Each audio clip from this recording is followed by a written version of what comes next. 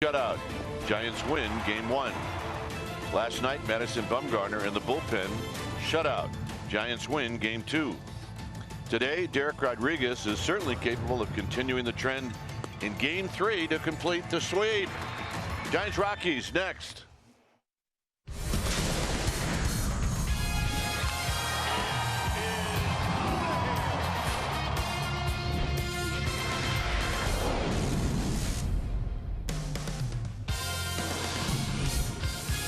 Day baseball here at AT&T Park as we get ready to wrap up this homestand and this 3-game series. It's the Giants, it's the Rockies. Welcome to NBC Sports Bay Area, and it's powered by Xfinity.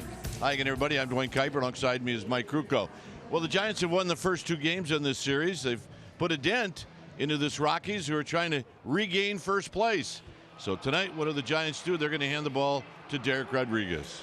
Well, and Derek Rodriguez goes out there and he represents probably the most confident of all the Giants pitchers. So it's going to be another day where it figures to be all about pitching. Now, the 2 things that have happened here in this series so far with the Rockies is that the game 1, they knew what the Dodgers score was going to be before they played the Giants. Second thing is day 2, same thing. So today, the Rockies are going to try and put some heat on the Dodgers, and because the Dodgers play tonight. The big thing in between that, a successful win for the Rockies, is Derek Rodriguez, and he will have something to say about this.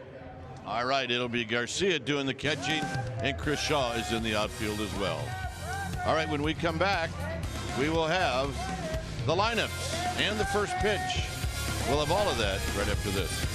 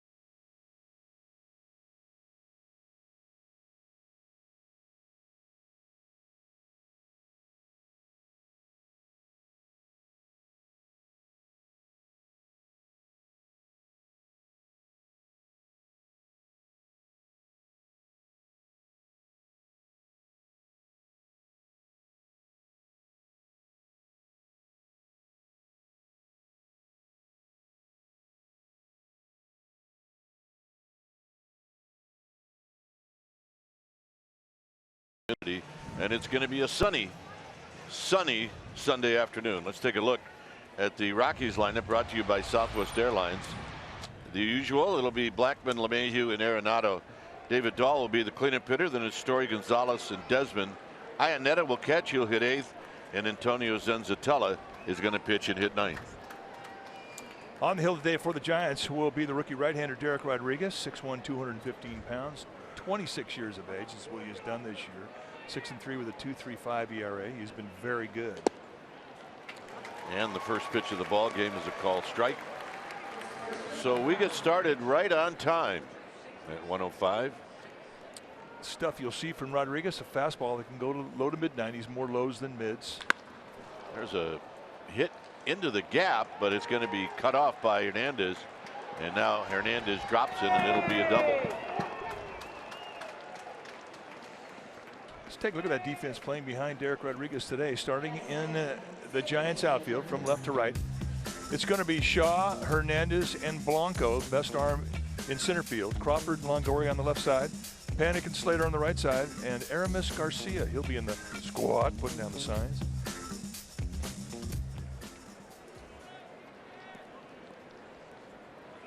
A double for Charlie Blackman.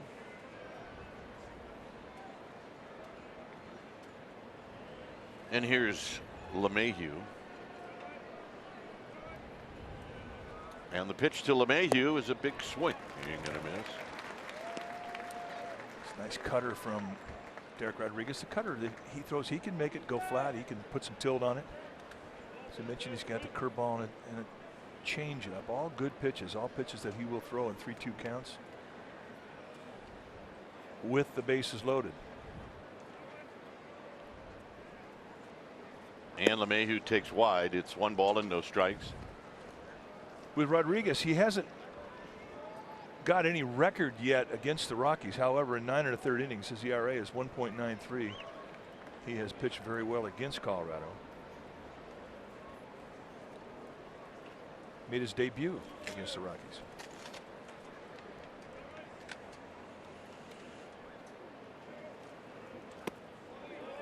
And a bit low to make it 2 balls and 1 strike.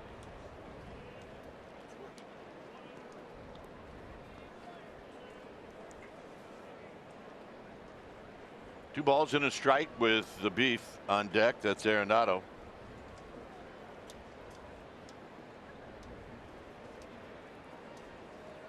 So Rodriguez and Garcia trying to get on the same page, and now they do.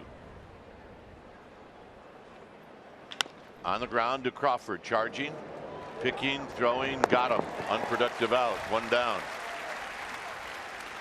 As good as a strikeout. Right now, it's time for our BioFreeze moment, powered by BioFreeze. Cool the pain. September 4th in Colorado. Derek Rodriguez went 6 strong and 6 hits, allowed 1 earned run, 6 strikeouts on 93 pitches. Afterwards, Rodriguez, in talking about Coors Field, said, "It's just really fun pitching here," which everybody kind of raised their eyebrow. But you think about it, that's where he made his debut, and this was his first start at September 4th, and he's pitched great both times. Here's Arenado at 298. He's 1 for 4 in 4 at bats in his career against Rodriguez. And he's 1 for 8 in this series. And he takes a strike. Take a look at how they play Arenado. That's our StatCast AI powered by AWS.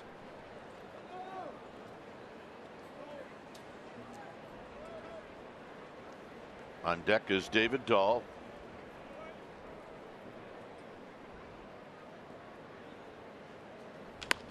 Hit out to right. Blanco coming in, and he'll make the catch. Arenado looked like he got jammed just a little bit. 2 down. So here's Dahl. Dahl hit a home run off of Rodriguez in Denver.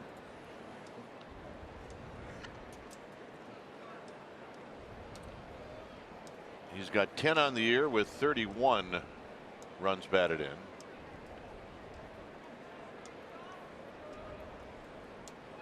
Hitting at 277. Rockies have high hopes for this kid as he takes a healthy rip and fouls it into the upper deck.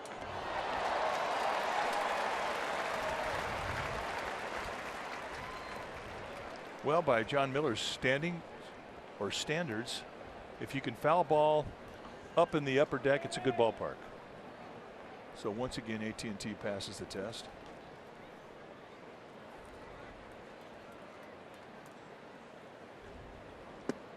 At the knees, another again 2.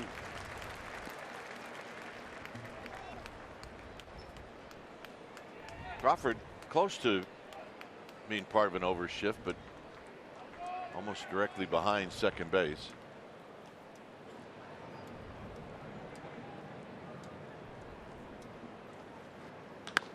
And a fly ball into center field for Gorkis Hernandez. And Rodriguez is going to pitch through a leadoff double by Charlie Blackmon. Senzatello coming out. Giants are coming up.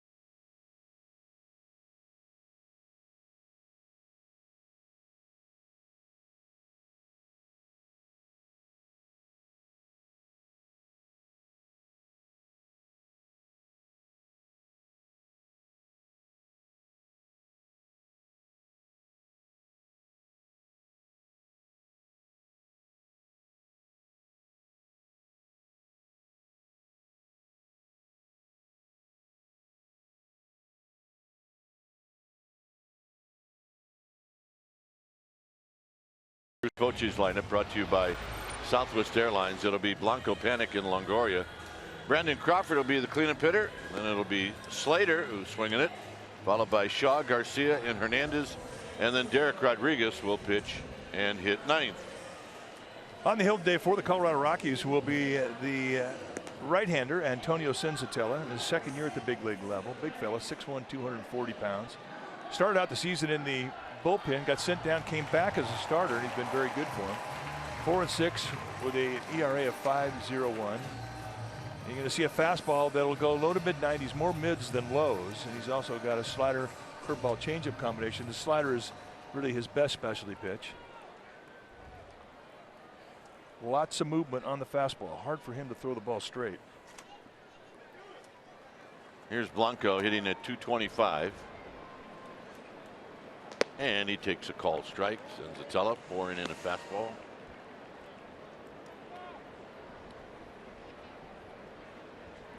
Panic to follow. And then Longoria. And Blanco takes a bit high. That's Jerry Meals, by the way, calling balls and strikes. Good umpire. Hickox, Morales, DeJesus from first to third. Jerry Meals, steady zone. He looks for strikes. What you get in the first inning, you get in the ninth inning.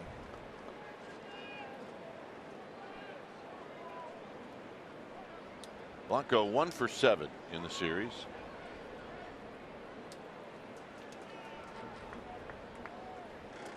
And he shoots one to left and a base hit.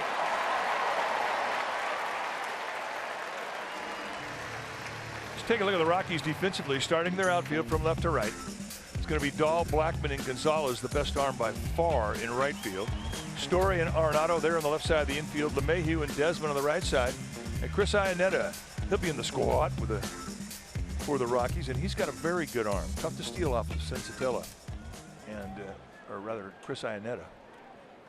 Or both. Senzatella would definitely give a catcher a chance. He's pretty quick out of the stretch, so yes, by both. Here's Panic. And Panic takes the first pitch high.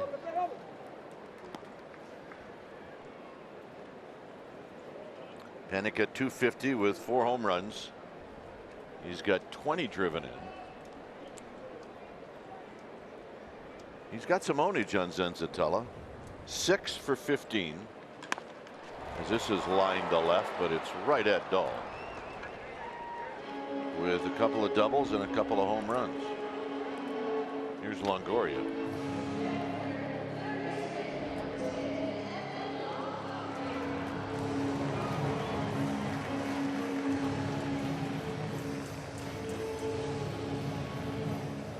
Longoria at 251. 15 home runs. 50 runs batted in. And he's 2 for 3 in his career against Zenzatella. And a strike.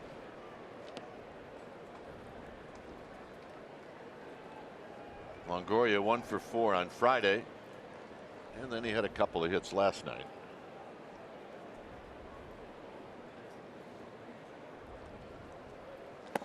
Had a couple of balls that it almost looked like he was just going to guide it into right field. Let's see. Rockies kept pitching him away last night, and he just kept hitting that ball into right field.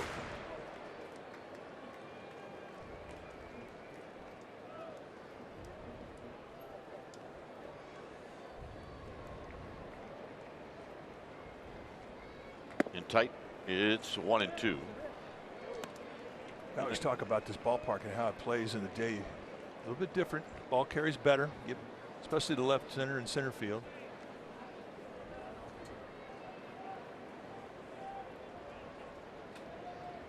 And a soft toss. Yeah, well, maybe soft. He almost threw it ahead of Desmond. Blanco's got 4 steals. He's been caught twice.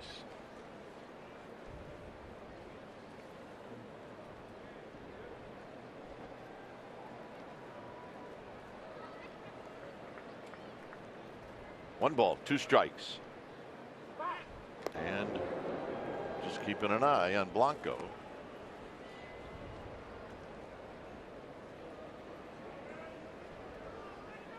Brandon Crawford on deck.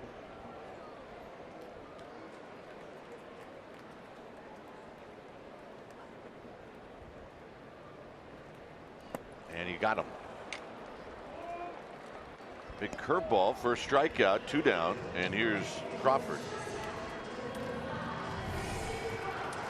Take a look at that big curveball.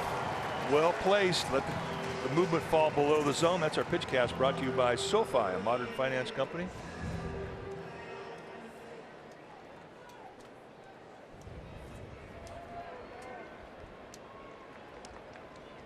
So Crawford steps up at 256. 0 for 4 on Friday. And he had a base hit in 4 at bats yesterday. Here he takes one in the dirt. His numbers against Zenzatella, he's 2 for 13. That was a great block by Chris Iannetta, Rockies catcher.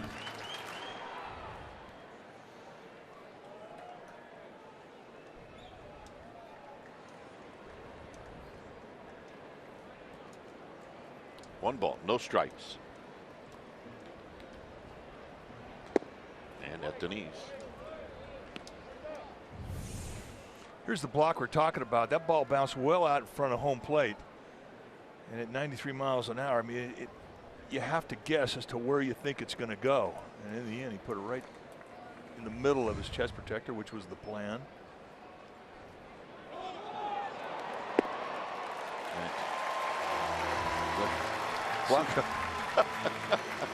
That's the jump of the year. Blanco got such a good jump that the fans knew what was going on. Zenzatella didn't.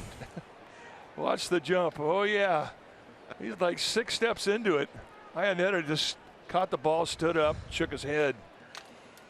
Oh, pretty funny. Well, and to Brandon Crawford's credit, I mean, he took it. He saw it, too. Yeah, now you got a guy in scoring position.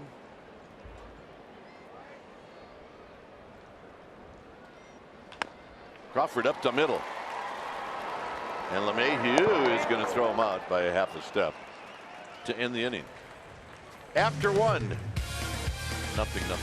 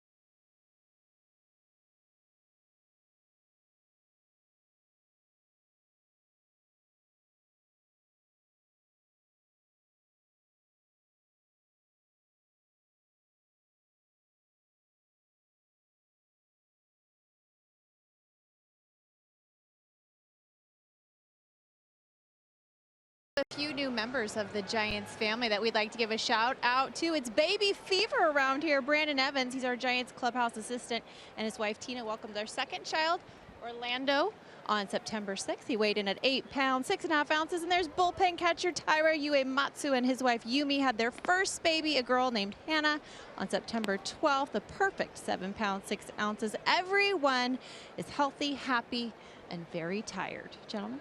Very tired indeed. Here's Trevor Story.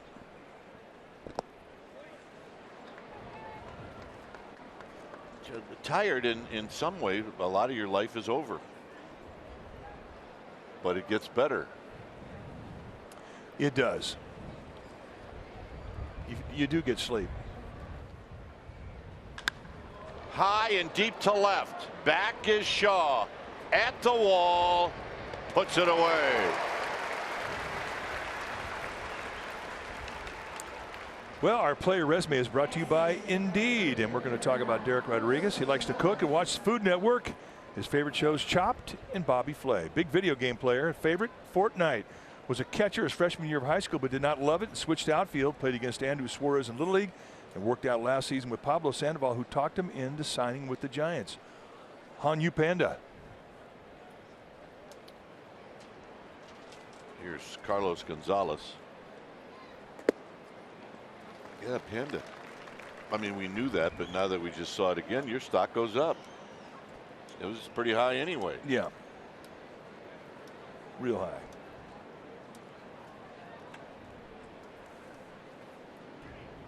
Up and in. Gonzalez, 277 with 15 home runs. He's got 59 runs batted in. Takes low. Overshift is on. Longoria, the lone defender, on the left side.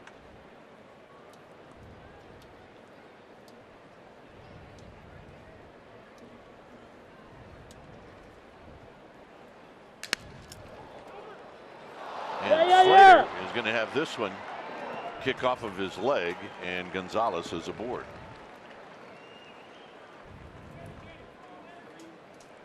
Going to be an error on Austin Slater.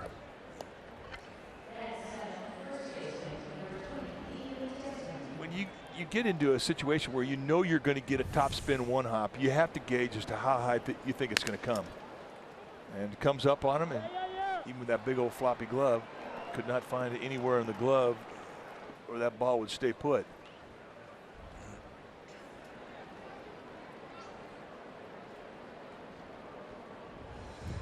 Here's Desmond. And Desmond cues this one off the end of the bat, and it's no balls and 1 strike. We always talk about the importance of picking your teammate up, and when a guy makes an error, I mean, by the time you get to the big league level, most players have learned that you control your emotions, and you simply say to yourself, and I'm going to pick up my teammate. I'm going to pitch through that error. And that's something that we really have been impressed with Derek Rodriguez. I mean, he's got that mindset. He just goes on to the next pitch and concentrates on that pitch and trying to pick up his teammate. Desmond with a base hit to right field. Good boy. So pitching in traffic here in the second, and here's Iannetta. For Desmond, that's his 3rd hit in the series. He's had a hit now in every game.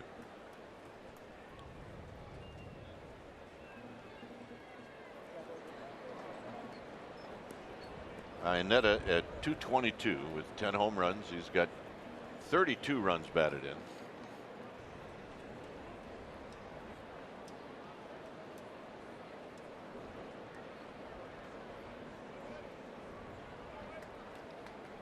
And he takes the first pitch high. 1 ball and no strikes. Zenzatella is on deck. An error and a base hit.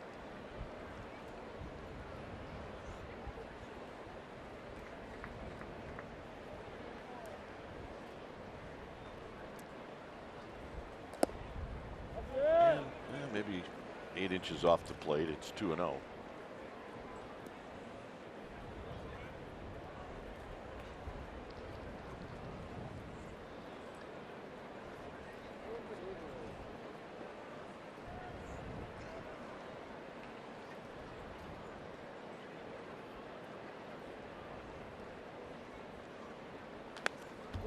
Nice rip by Iannetta, but he fouls it back. Well, you got to respect him. I mean, he's got power. And he had a good pitch to hit on that 2-0 count. He was looking for that speed. He got that speed, and he just fouled it back. And I think that was a missed location. And look, I mean, it's a 2-0 pitch. He's got to throw a strike. But you got to be careful with Iannetta. You challenge that location, that speed. 3-1. And he's got himself into another get it in situation here. You cannot walk a runner over to third base with less than 2 outs. Do not have an open third base with runners at first and second, not with 1 out.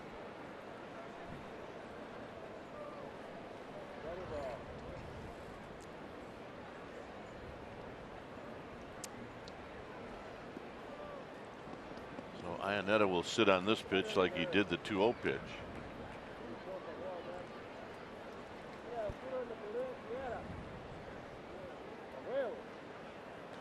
And he gets a nice little movement on that pitch. It's 3-2. Well, it's a 2-seam changeup.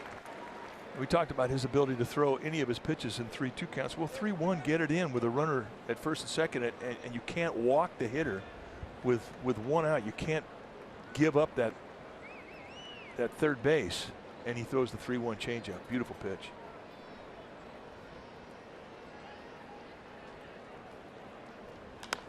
Out of play, comes back with a fastball.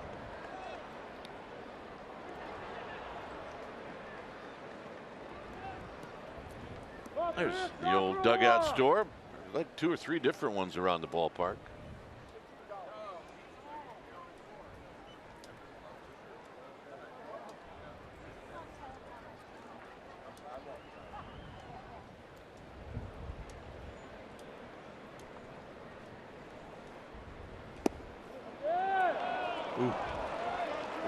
You don't see Derek Rodriguez show emotion on the mound very often, and he showed some there. He makes the pitch. He thinks he should get the strike. I mean, that's right there, and a nice job of receiving that low location from Garcia.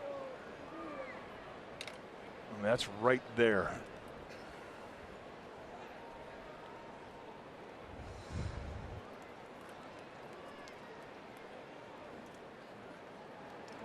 Here's Zenzatella.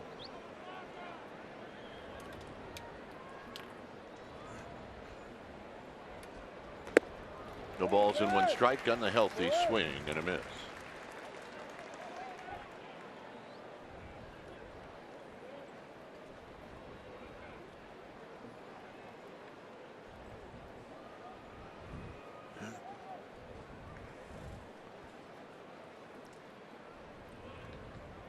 Breaking ball is just outside. 1 ball and 1 strike. Gonzalez, Desmond, Iannetta are your base runners.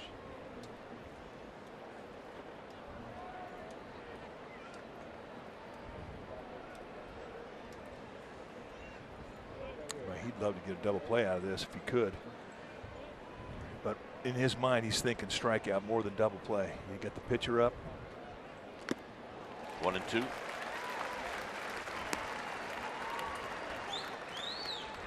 Zenzatella is 1 for 16. Probably not enough to go on, whether you can trust those numbers or not. 1 ball, 2 strikes. 2-2. Bit of an overthrow. Yeah, he reached back there, tried to add. When you try and add, so easy to fly your front side, drag your arm, miss high like that last one.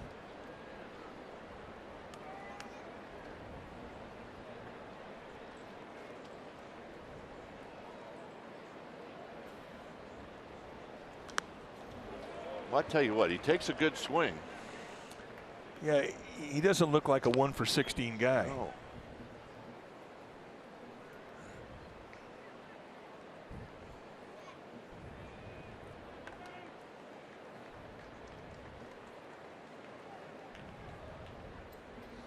Two and 2.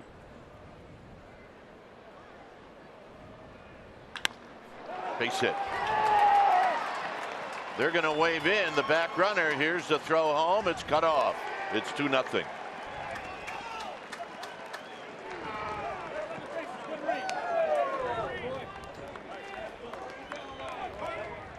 So Zenzatella with his second hit of the year. And wouldn't you know it, the first run scored in this series for the Rockies, it comes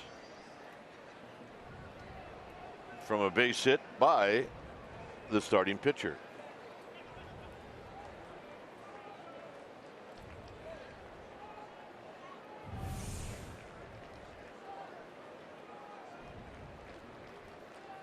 So Kurt Young goes out. I'll go back to the pitch to Iannetta. That pitch that wasn't called a strike really hurt. Well, it changes everything. And, you know, I think that's why you saw Kurt Young go out there. I mean, he's thinking, well, maybe my guy's concentration got a little fractured when he didn't get that pitch. Now you give up a hit to a pitcher, and it's easy to get mad. But right now, I mean, you've got a pitch to minimize the damage. And that was the message from Kurt Young.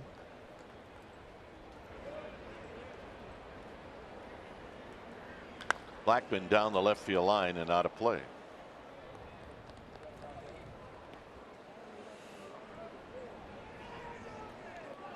Blackman doubled in the first inning.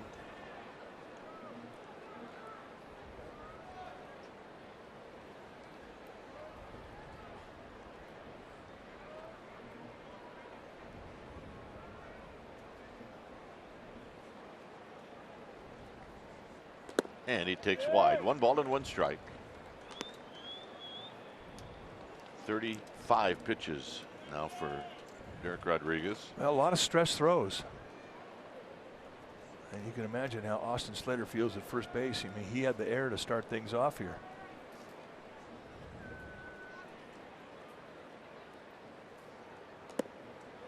Two and one.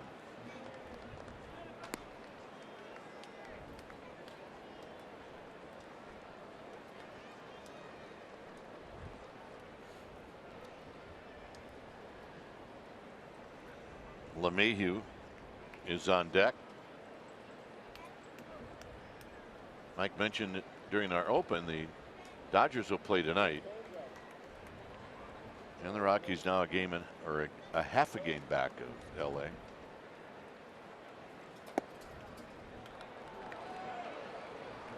So again, I mean, it becomes another critical pitch with 1 out, runners at first and second. You do not want to give up that base at third. Plus now you're starting to get into the thump of this Rockies lineup. So this is a huge pitch in this game.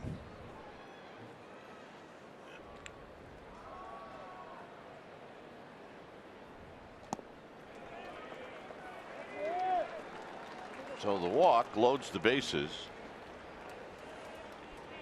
You know, you miss one pitch and all of a sudden you start to see guys start stretching out in the Giants bullpen.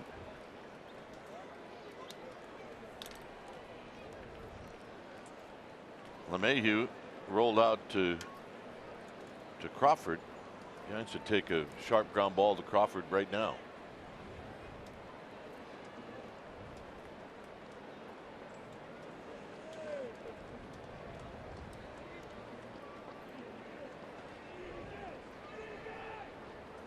Instead, center field for Gorkis Hernandez. Tagging is Iannetta. So Iannetta is going to score. It's 3-0. Nice at bat from LeMahieu.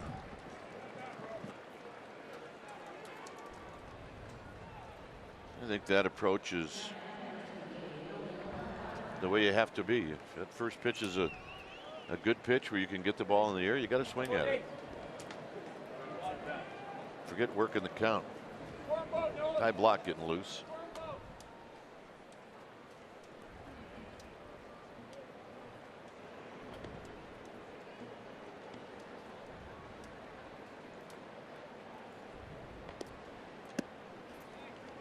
Arenado hit a fly ball to right field in the first inning.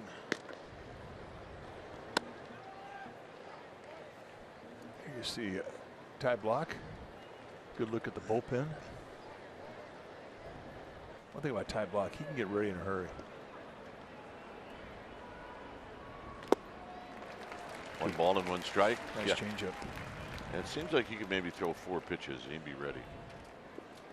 I mean, that's a great attribute to have if you're a bullpenner.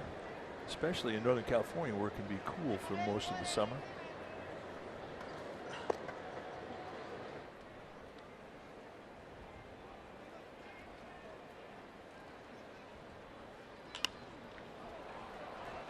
Shallow left field. And that'll end the inning. 3 runs on the board. Giants now have some work to do.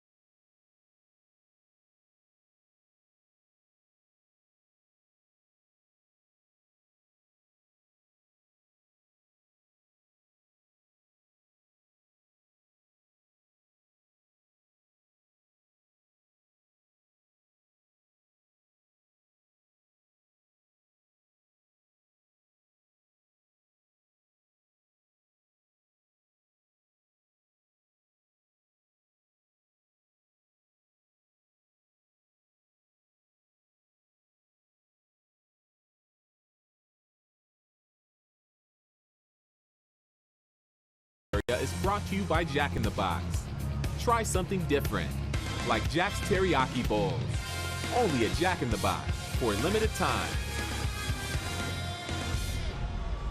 Well, secure a spot at the front of the line for some of 2019's biggest games, including home matchups against the Yankees and opening day.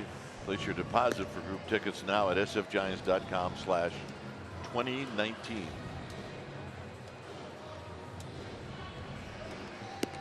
Well, the Rockies and Zenzatella have a 3-0 lead. He's had a lot to do with it, as his base hit knocked in 2 runs.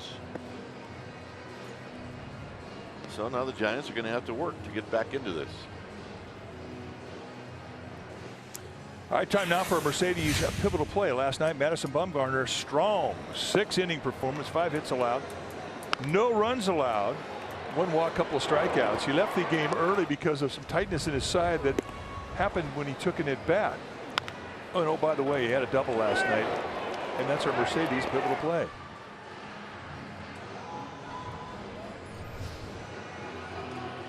Word is that he doesn't want to take an extra day, miss his start. He wants to go out there against the Cardinals.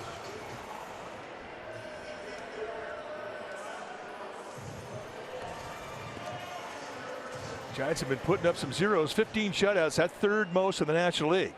And they shut out the Rockies each of the last 2 games. The last time 3 consecutive shutouts that happened in May of 2015 when the Giants did it against the Dodgers. Here's Slater.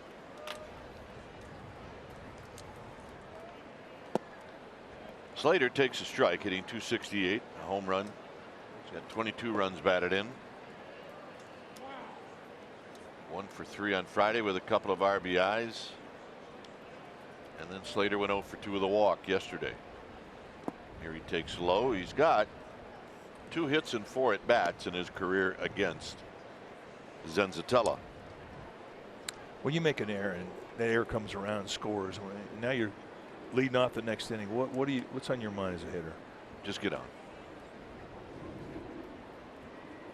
Get on any way you can, even if it's an infield hit. Except don't hit it to that guy. Except don't hit it to the Gold Glover at 3rd base. Indeed. Nice play, Nolan Arenado.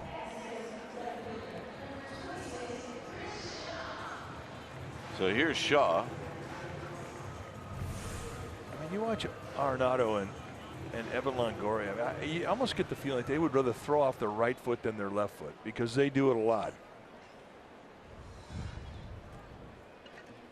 Both Gold Glovers. Here's Shaw. Shaw's 0 for 3 lifetime.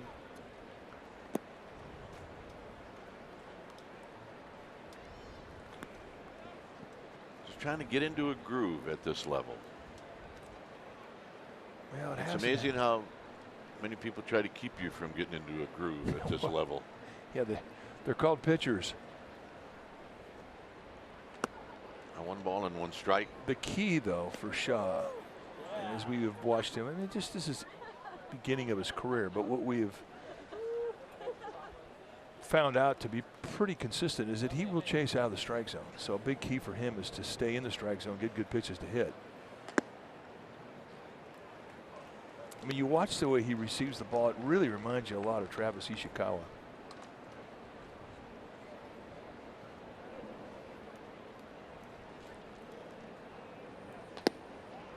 Two and 2.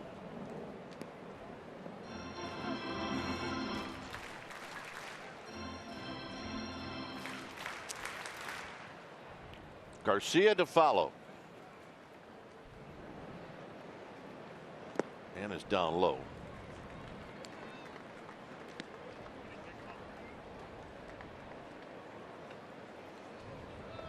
Overshift is on. Waiting for ice cream. 3 and 2. Little jam shot into left field, and it's going to fall.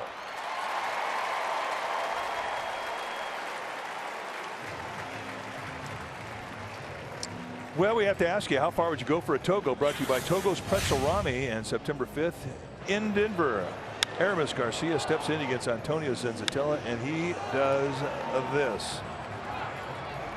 First big league knock, and it's a 423-foot home run. That's our Togo's Pretzel Rami.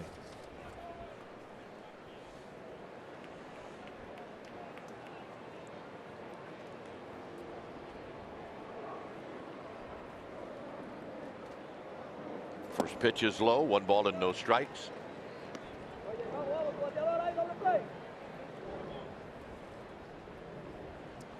Garcia with 2 home runs since he's been called up. And he takes a healthy rip and he fouls it out of play.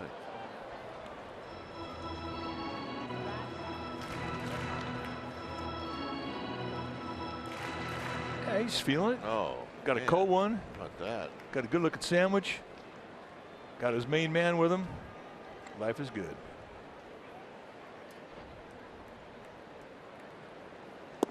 Two and 1.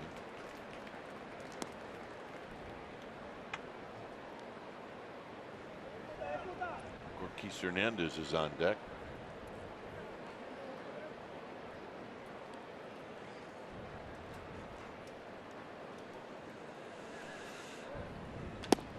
Nope, outside off the plate. 3 and 1.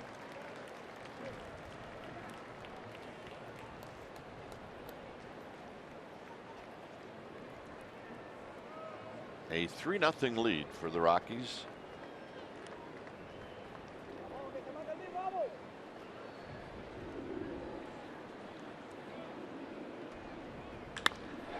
Into right center field, a base hit.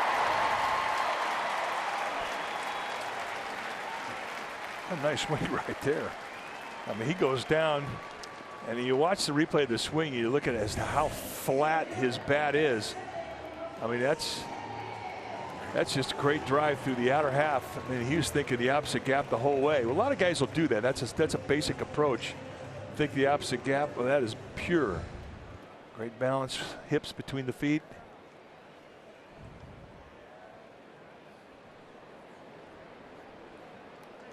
Here's Gorkis.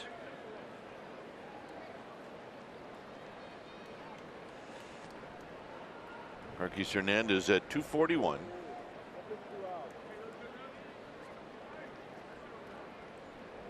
And he takes a breaking ball for a strike.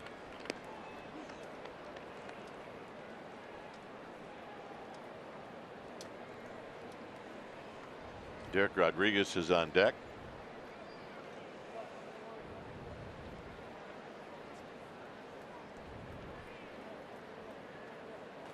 Healthy rip, another than 2. This is where there's always a little bit more added pressure on the 8th place hitter when you know you got people on base and the pitcher's on deck. You don't get to be quite as choosy.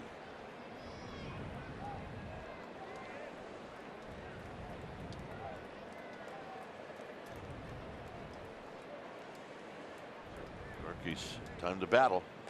And he's going to go down. 2 down. All right, let's take a look. Did he go? Oh, yeah.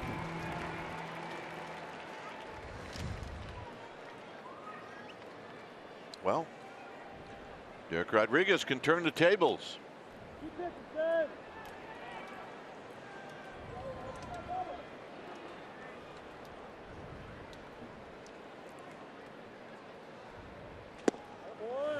And a breaking ball in there for a strike.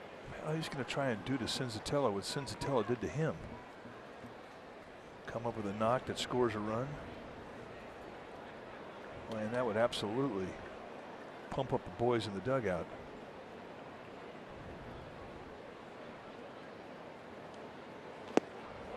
Oh, 2. Ice cream, you scream. We all scream for ice cream.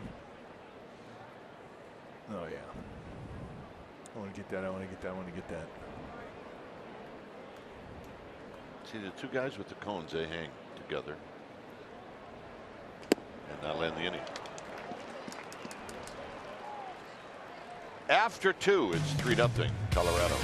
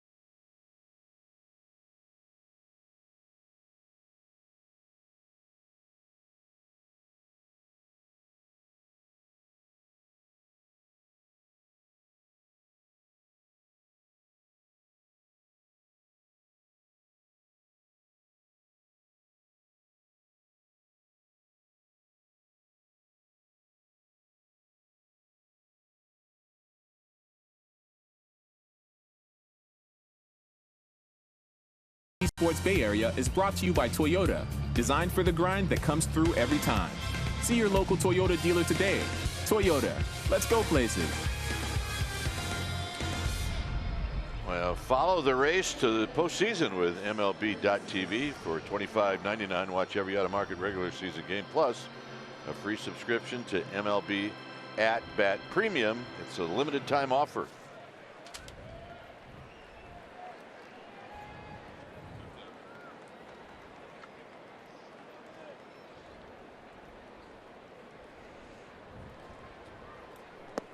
David Dahl bluffs a bunt, and he takes a ball down low. 1 ball and no strikes. A 3-0 lead for the Colorado Rockies. Overshift is on for Dahl. And a healthy rip, and it's 1 ball and 1 strike.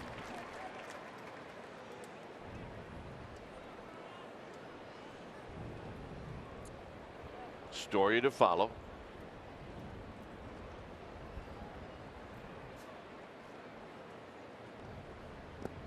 Two and one. The schedule gets a little rougher for the Rockies. They play tomorrow night in Los Angeles. That's the start of a 3-game series.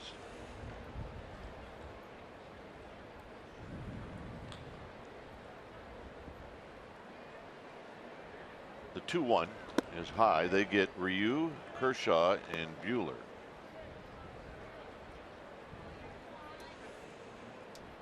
Ought to be a pretty good series. Yes, indeed.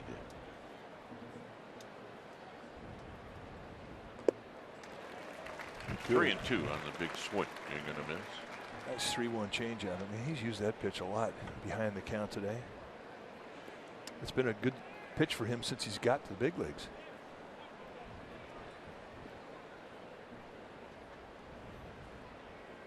Got him.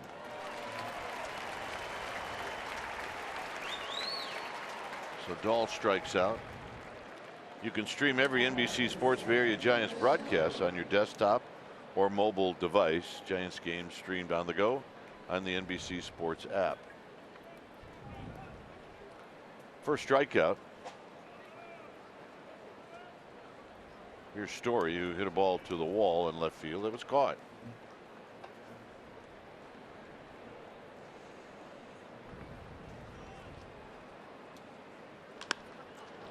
Skies this one out to right field for Gregor Blanco. And here's Gonzalez.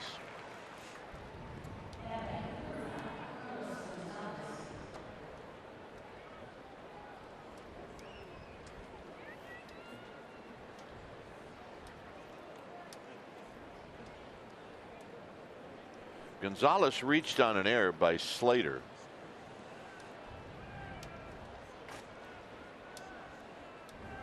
And he eventually scored the first run of the game.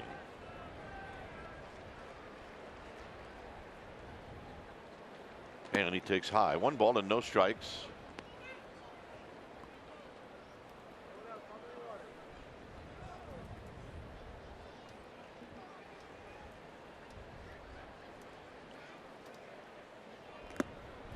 One ball and 1 strike.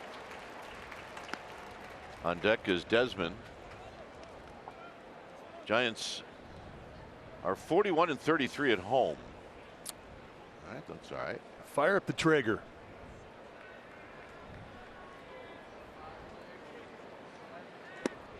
One and 2.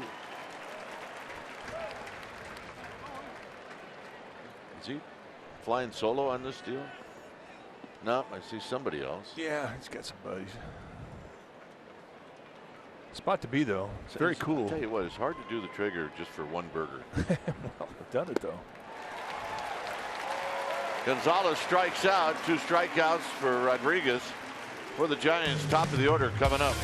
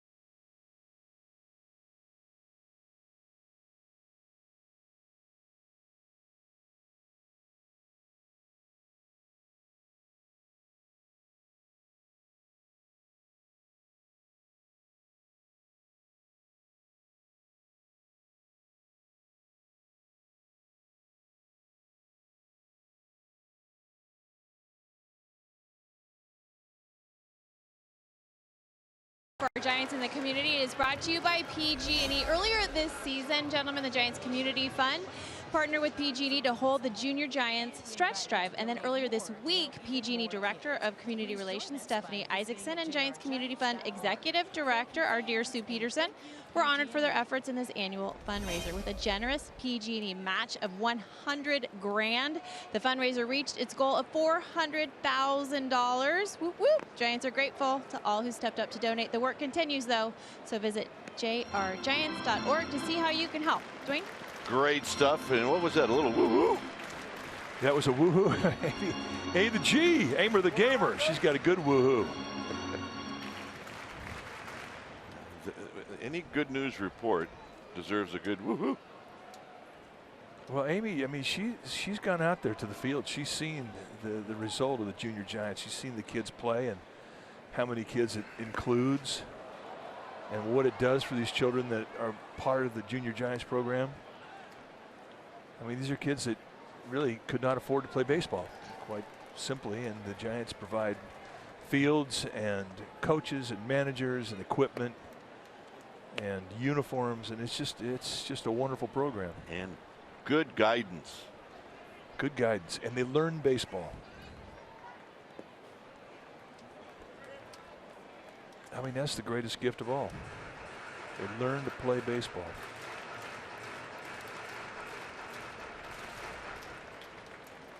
So Blanco in a battle with Zenzatella.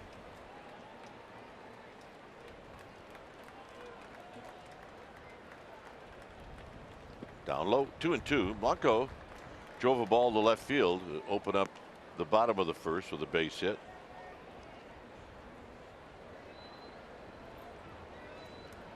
First game won't be his last.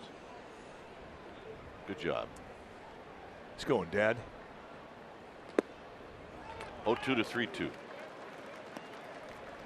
Zenzatella thought he had a strike. I don't know about that one. Of course, you do want everything you can get when you're at that little bump in the middle of the infield. So he walks him on a pitch that wasn't close. And that qualifies as a really nice at bat for Gregor Blanco. You know, and you kind of get the feeling that there's a little motion on the 2-2 pitch he didn't get, and quite possibly it affected the 3-2 pitch. Yeah, you're right.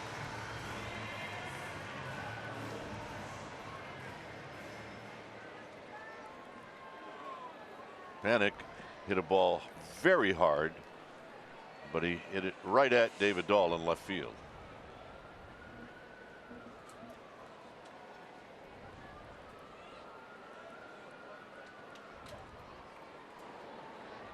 Blanco with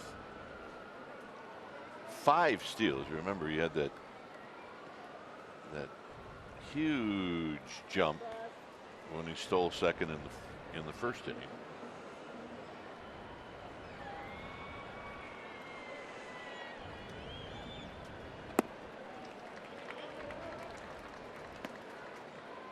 So Zenzatella is going to try to slow things down and get back on track to throwing strikes.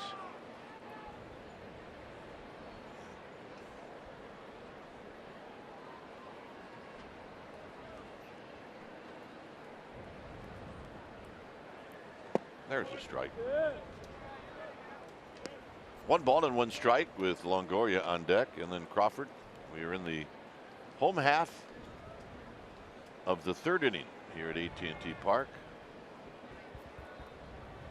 Fans trying to finish off the homestand strong. 2-1.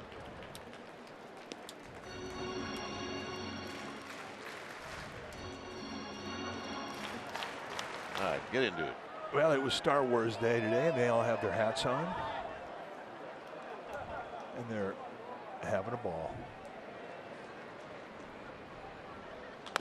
Foul, 2-2. All right, let's check out our ball dude. Yeah. Went down to a knee, wrestled her down. Atta baby. That's Doug Kirk. He's in the first base side. Let's take a look at Doug. All right, I got this one. I got it. Yeah. Atta babe. You say Kirk? Yeah. So he's You got to have Captain Kirk here on Star Wars Day, don't you? I guess that was Star Trek Day. It's all under the same umbrella as far as I'm concerned. That's exactly right.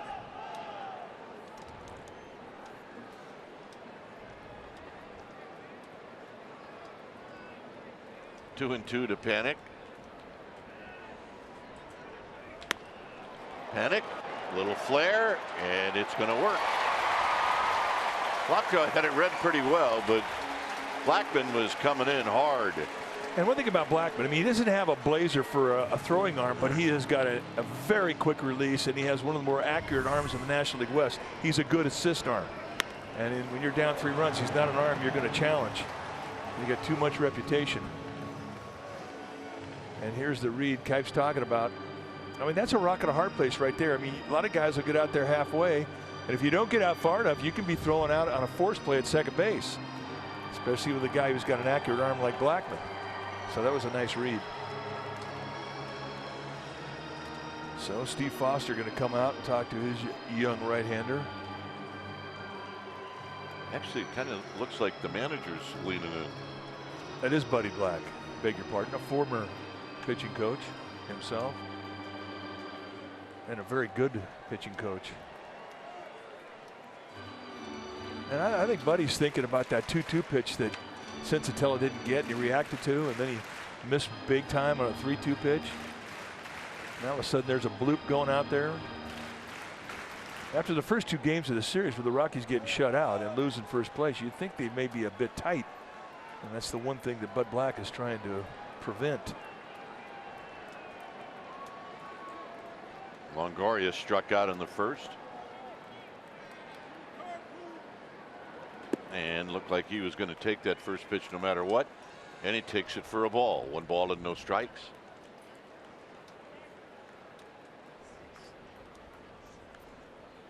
There's an old school ball player right there. Yeah, there's little signs that tip you that he's an old school guy, and I'll give you one of them. Left center field. Blackman got a good read on it. Blanco's going to tag. Blackman wisely throws to second. So the Giants will have a runner at third with less than 2 outs. And it'll be Crawford. You know, Longoria, in the era of baseball that we see now, I mean, you see the uniforms change a lot, and you see the equipment change. Guys have a different pair of shoes for this, that, the other thing. With Longoria, he's broken 1 pair of shoes and he's wearing them. I mean, rare that he will wear another pair of shoes just to accommodate the theme of a new uniform. Around town, on the plane, he doesn't take them off. He's into comfort. Remember Don McMahon? I mean, he literally would do that. Well, yeah, those he did. Yeah, I got them broke in. I like them. I'm wearing them. Those are my shoes. When I think it was Nike came out with turf shoes, and they weren't very good for anything. Even on turf, they didn't do much, but they were fancy enough where Don McMahon wore it with a sport coat. Yeah. Up until then, all the coaches wore spikes like everybody else. Yeah. But they have on a pair of black shoes with orange stripes and a brown suit. Not a problem.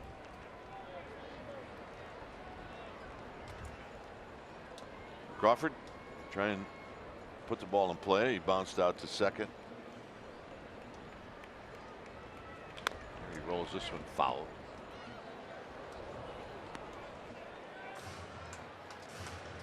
Well, most RBIs against the Rockies in Giants history. Barry Bonds on top of the list. Buster Posey, Rich Aurilia, Brandon Crawford, Hunter Pence round out the top 5.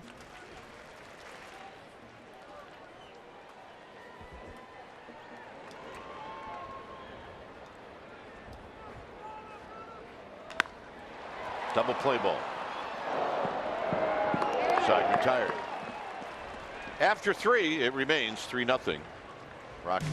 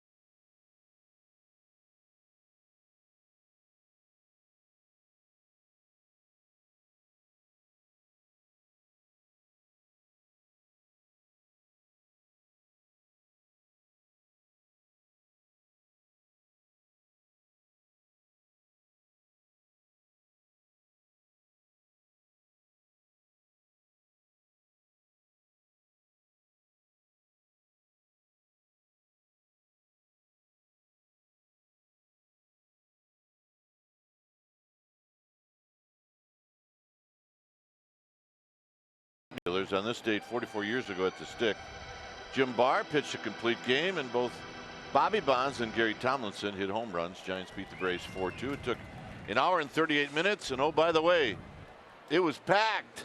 748 people jammed in that day.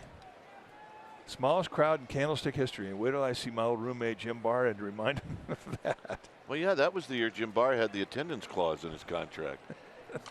And he had to pay the Giants. Roomy. Jim Barr wrote a check to the Giants. They didn't draw flies when he pitched. As Desmond drives one to right for Blanco. One out. He was a good roomie.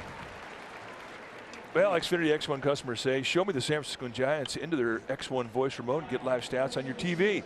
Change the way you experience TV with Xfinity X1. Here's Iannetta.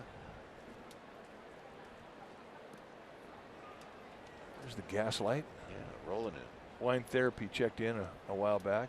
Yeah, I like the guy. He's got the Giants hat on and the Garoppolo jersey on. Up the middle, Crawford dives. He's got it. He's going to spin and get up and throw, and they got him. Iannetta just got Crawford. Well, Brandon Crawford knew he had time to make the play. And where it pays off is when he made the stop, he got up, he was allowed to gather himself, get balanced, and then he makes the throw. And this is how you get Crawford. Grab some pine, meat. So Zenzatella, who knocked in a pair of runs with a single in the second. Derek Rodriguez says thank you very much.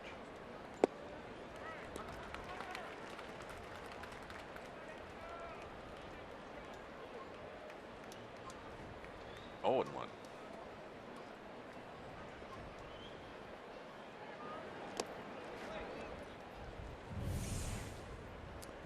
One more look as he lays completely out, parallel to the ground, gets up quickly to a balance point,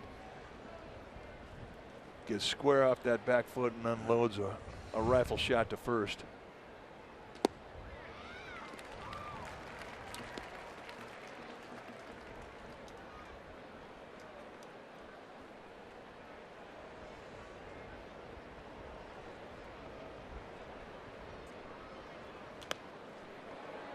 And that's fouled out of play. Just doesn't look like a 2 for 17 hack, does it? I'm telling you, it's not.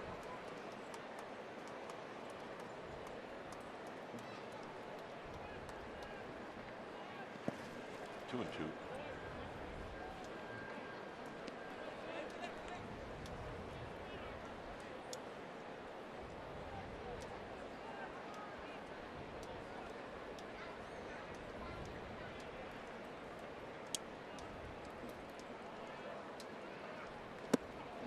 And that'll end the inning on the high fastball strikeout. Now for the Giants, set the table again, and it'll be Slater to lead things off.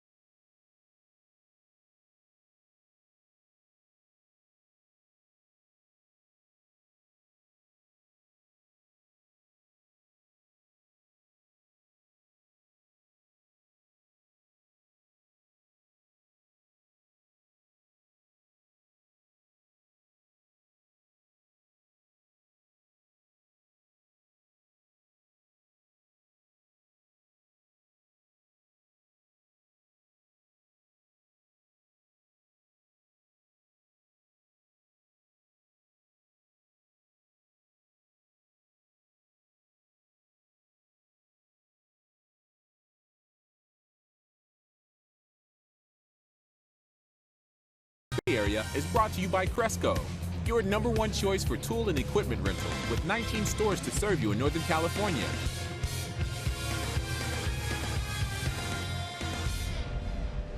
It's 3-0 Colorado.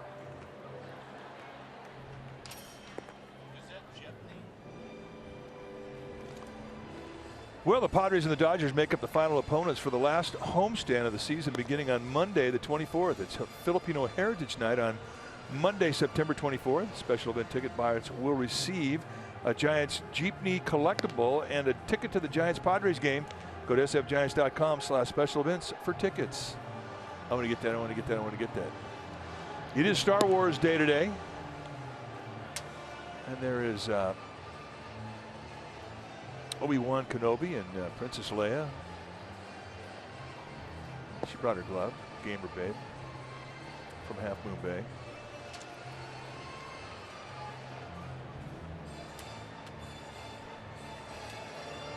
It's a 3-0 lead for the Rockies. Zenzatella, who made the last out. It appears that if the pitcher makes the last out, then you can hold up the game for as long as you want before you get out there. I guess so. By the way, do you think they could load one more container on the container ship? I actually think that's light, Mike.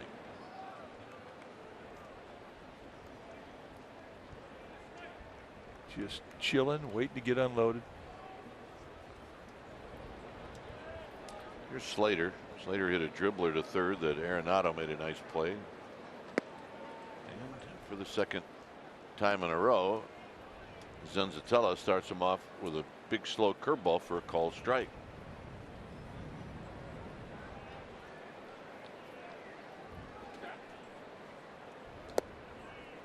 Shaw is on deck. It's a 3-0 lead for the Rockies.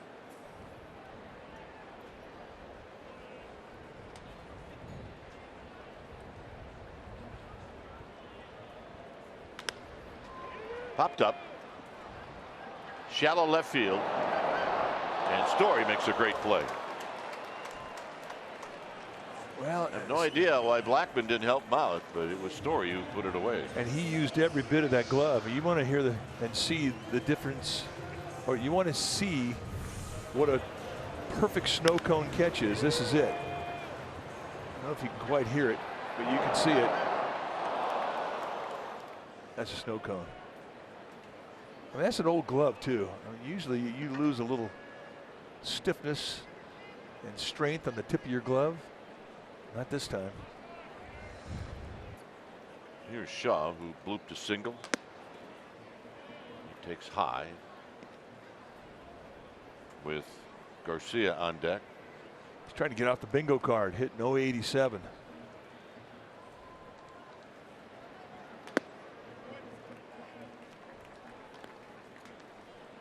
Two and 0.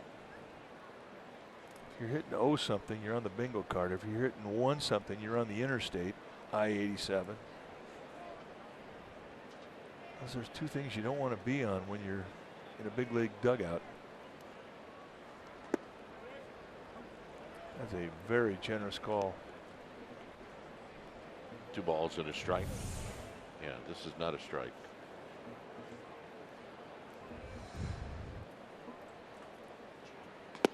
Two and 2.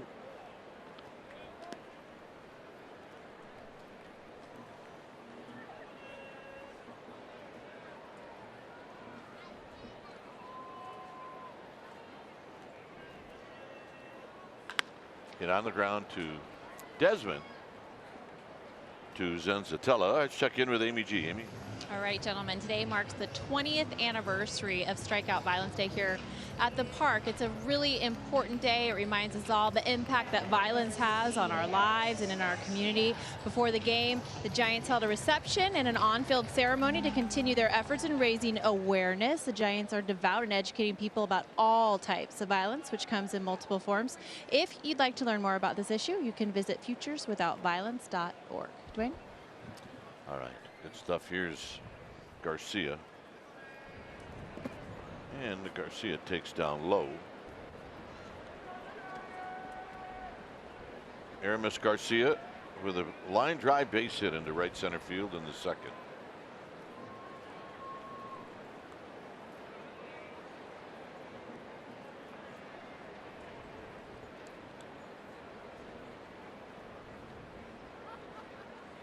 Way outside, 2-0. Yeah, get Gorkis Hernandez up, who's had some big home run numbers against the Rockies this year.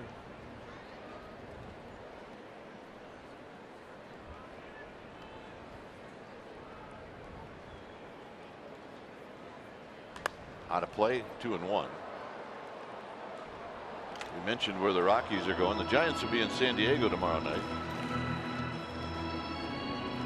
Andrew Suarez, Derek Holland, Chris Stratton. Those are your 3 scheduled starters.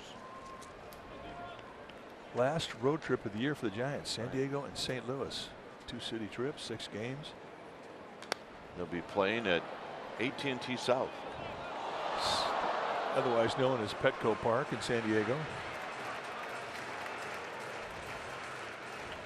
One of our dear friends and former teammates, favorite teammates, Mark Grant, is a broadcaster for the Padres and has been for a long time, a very good broadcaster. down the left field line into the corner. Dahl on the move, still on the move, and he'll make the running catch to end the inning. Nice play. We'll finish that thought about Mark Grant when we come back. It's 3-0 Colorado.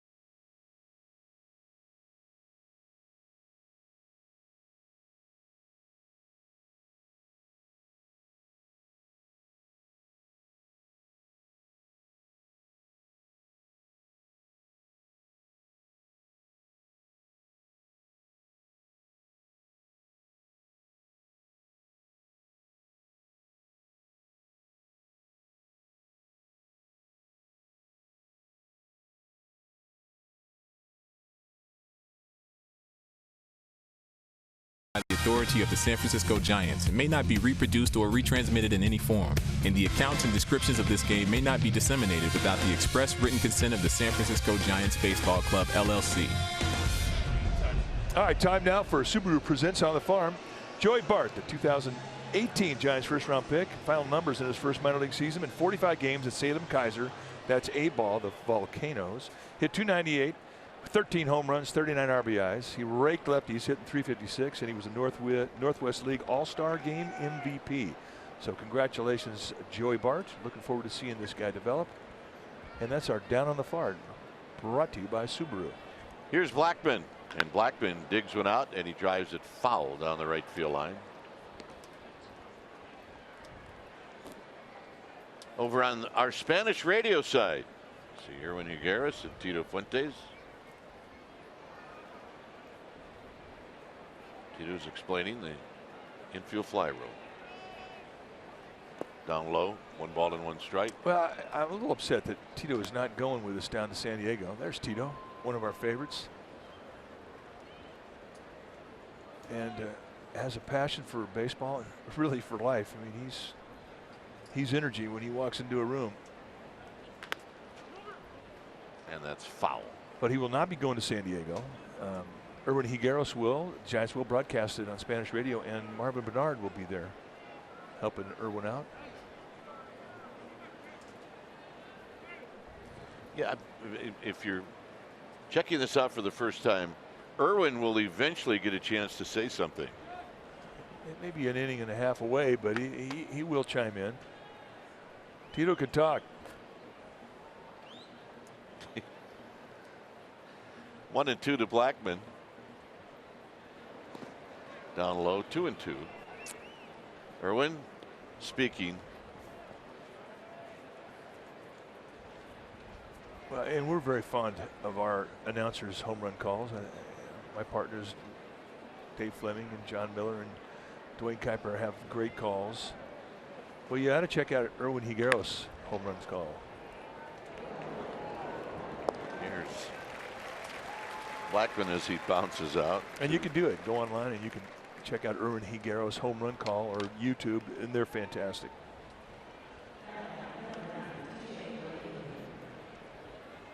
Although Adios Pelota is not his call. No, it is not.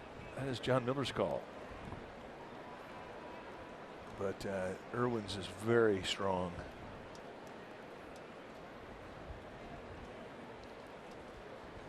Here's LeMahieu. Sacrifice flies 0 for 1. Into right center field. 0 for 2. So just to finish that point about Mark Grant, who is one of our favorites, and in that he is true blue Padre fan, having been a Padre and broadcast for the team for many years. He doesn't like it when we refer to Petco Park, the home of the Padres, as AT&T South. He's actually told you that? Yeah, he gets a bit rankled. Well, good. Well, then it's AT&T South forever. Sorry, Feem. Here's Arenado. Arenado looks at a strike. But it's true, when the Giants go down to San Diego, and especially the years when they were pushing hard for the playoffs, there'd be a ton of orange and black showing up to every game. Giants fans are really supportive. And the bouncing ball to Longoria, and Arenado's retired. Tito, Irwin.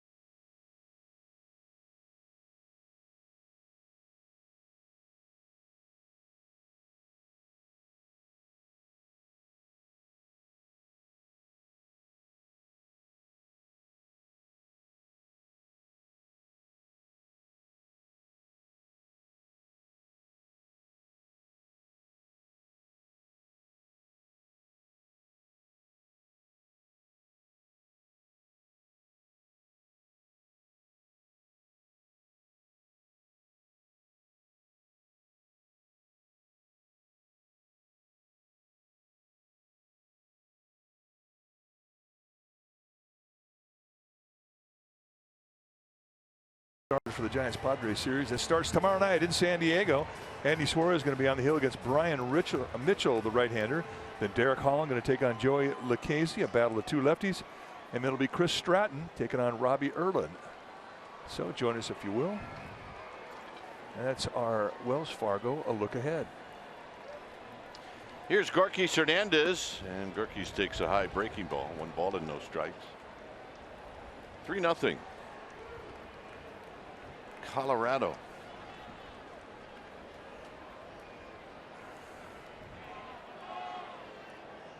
Out of play. The Rockies are 11-7 against the Giants this year, so this will be the final game that they're going to play. The Giants here are 6-2 against Colorado. All right, a newbie. Giants uniform. Get the ninja scarf going. Styling.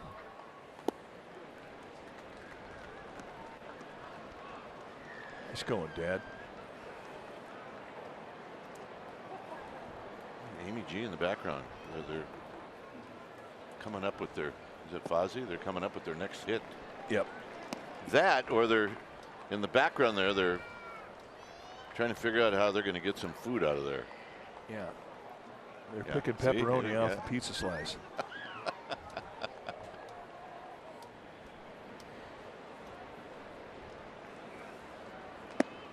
3-2.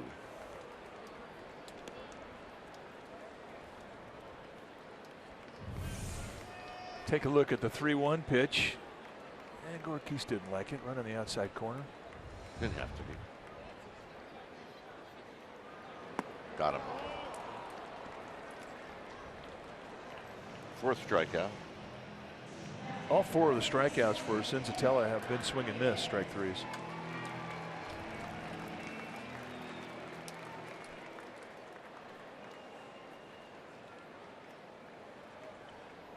Let's see what Derek Rodriguez can do. He struck out in the 2nd.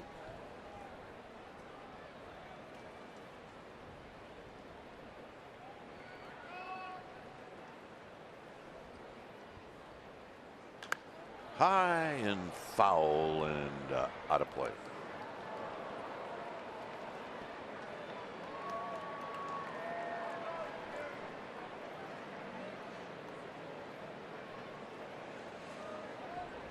Good crowd today. Been great crowds all weekend.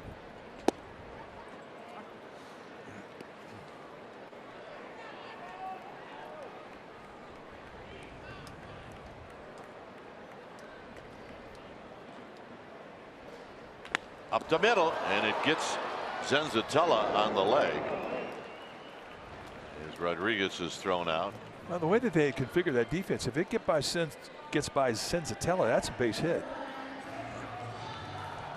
But any pitcher will give up a bruise for an out. And Senzatella doesn't look any worse the way. Let's see where it gets him. Hanging breaking ball. Caught a bit of glove. Maybe he skimmed off his right leg a bit.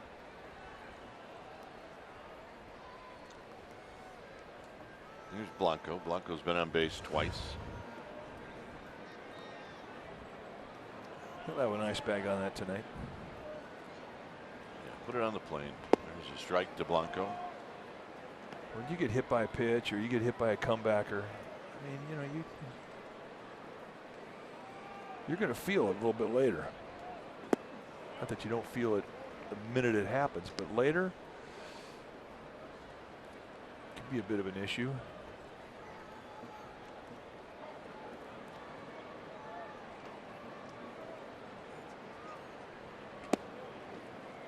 Plus, if you're a good bruiser, you become entertainment in the clubhouse. Guys that walk up to you when you've been hit in the back and you have a big bruise back there, and they'll take their forefinger and they'll stick it right in it and go, "Is that where you got hit?" Yeah, that's the spot. It's kind of a target. I agree. 2-2. So if you have a bruise like that, it's best to leave a t-shirt on.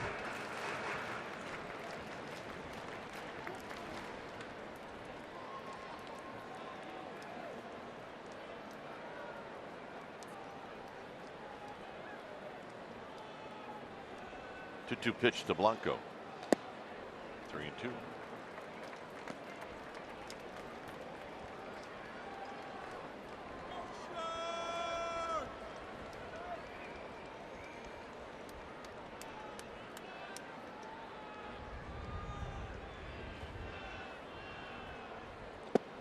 Got him. And that'll end the inning. 5 strikeouts after 5. 3-0. Rockies.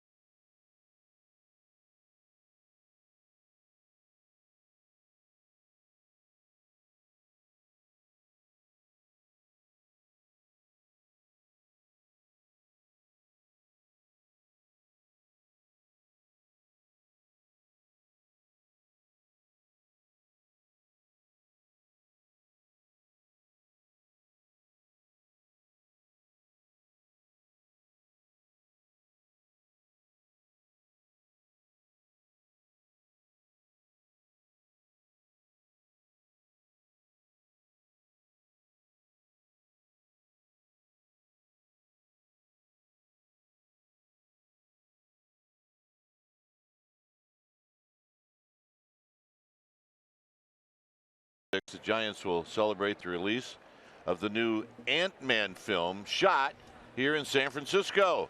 So Marvel Night package buyers will receive an Ant-Man Marvel bobblehead. That I have to have, and a ticket to see the Giants and Padres. Visit sfgiants.com/special events for tickets. Well, it is Star Wars Day today, and who knows, someday it may be Ant-Man Day. What do you think? I hope, you know what, Mike, I really hope so. As this is foul down the left field line.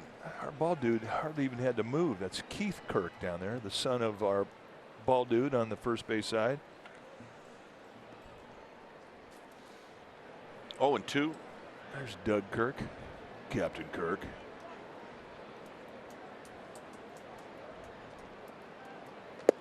And a bit outside, 1-2. All runs for the Rockies scored in inning number 2. Giants were helpful. Yeah, 2 of those runs unearned. They were helpful with an error. There was a walk involved. There was a base hit by a pitcher to knock in 2 runs. Not really Rocky baseball, to be honest with you. No. Usually they're just pounding you.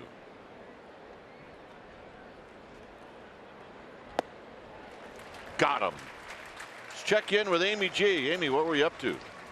A lot of hard work, Dwayne, as usual. Me and Fouls. All right, it's time for our Ask Amy G segment. Today's authentic fan question coming from Matt Sakaguchi and his dog, Vida. Here's what they would like to know. Which players have dogs, and do any of them have labs? Well, I got so much response from this question. Dogs, very popular in the Giants clubhouse. Hunter Strickland, he has a chocolate lab. Derek Rodriguez, a Labradoodle. Will Smith, an adorable Beagle Chihuahua mix.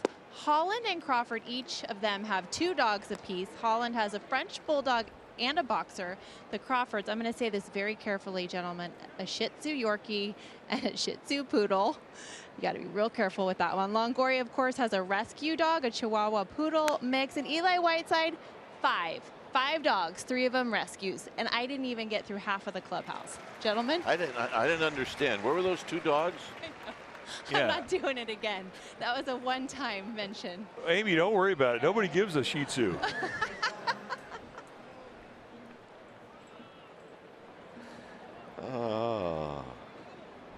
I'm telling you, it's the best segment on the show now. Yeah, it's a good one. Plus, it's awesome when you can actually, I mean, it's kind of like Saturday Night Live where you can cuss and not cuss at the same time. Yeah. Here's Carlos Gonzalez. But the basics of Amy G's hit is the ball players love their dogs. So do we, and so does your family. Cute foul. Meanwhile, did Trevor Story make an out while Amy was swearing on the air? Yeah, he did. He flied out to center. Okay, good. Thanks.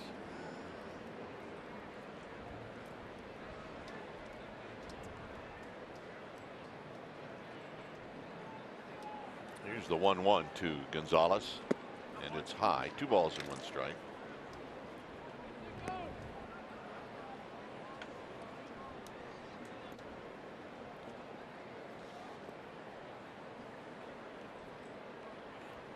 Hey, they're going to be so happy when they sit down.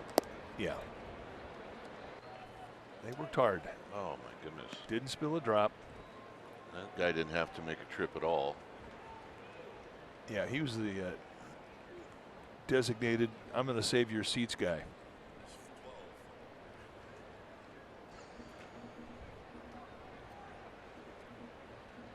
Here's the 3-1 to Carlos Gonzalez, and he rolls it foul, and it's a full count. Nice play. Not all the great plays are made on the field.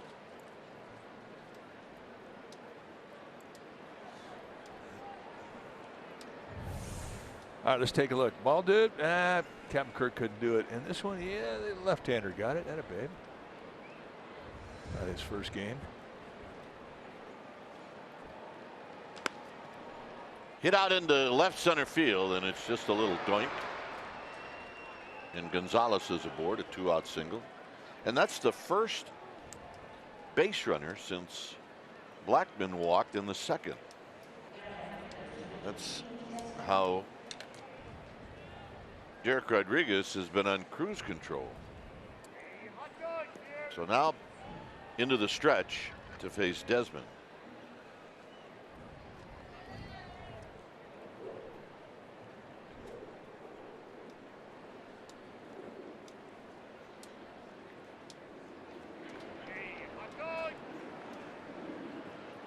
Desmond hammers the first pitch.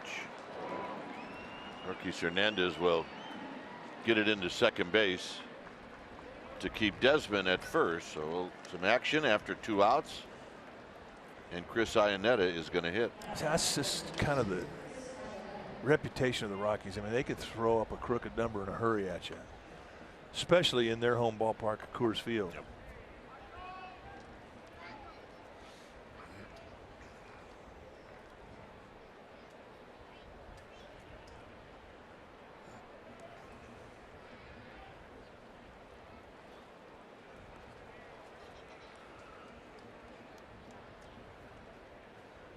Iannetta had a hit taken away from him by Crawford in the 4th.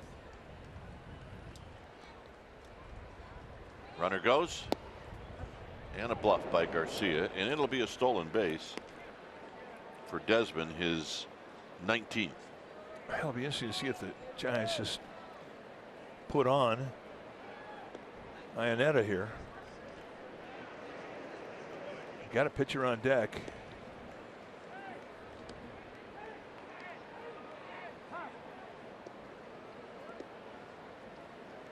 All right, time for a meeting. Bud Black was trying to get the lefty in the bullpen going and picking up his pace down there and hurrying up, because they're thinking if they do walk Iannetta, the Giants are going to get to pitch against a pitcher. Here you can see Bud Black saying, "Get it going." So there is the intentional walk. Well, really, it was just Bud Black was using the old decoy. Trying to sell it.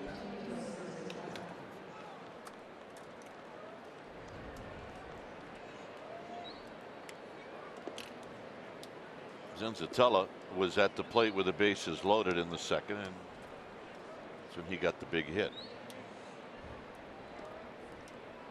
Struck out in the 4th. Swing and a miss on a curveball. Now, Zenzatella indeed had the big hit, but it was off a fastball, and I don't know if he's going to see another fastball. If he does, it'll be out of the strike zone.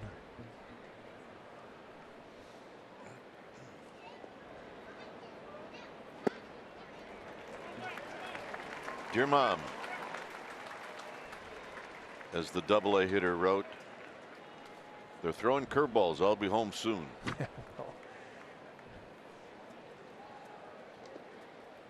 0-2. They do separate the men from the boys. Here's the show me fastball, 1-2. I don't think it's that way anymore. Now I think it's, dear Mom, they're throwing changeups. I'll be home soon. Boy, and everyone's got one. Changeup, splits, cutters, curveball, sliders, 2 types of fastball. My word. Game has evolved.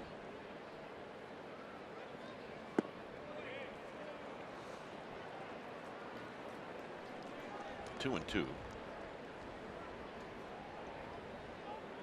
Garcia going through the mound visits like they're not a problem.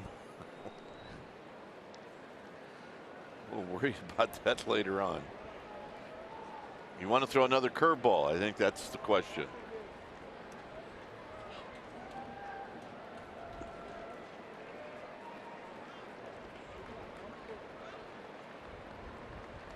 Two and two.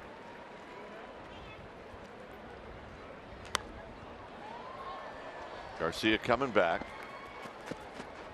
Out of play.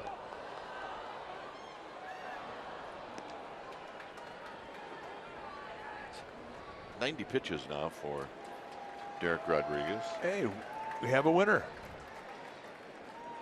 in the foul ball lottery contest.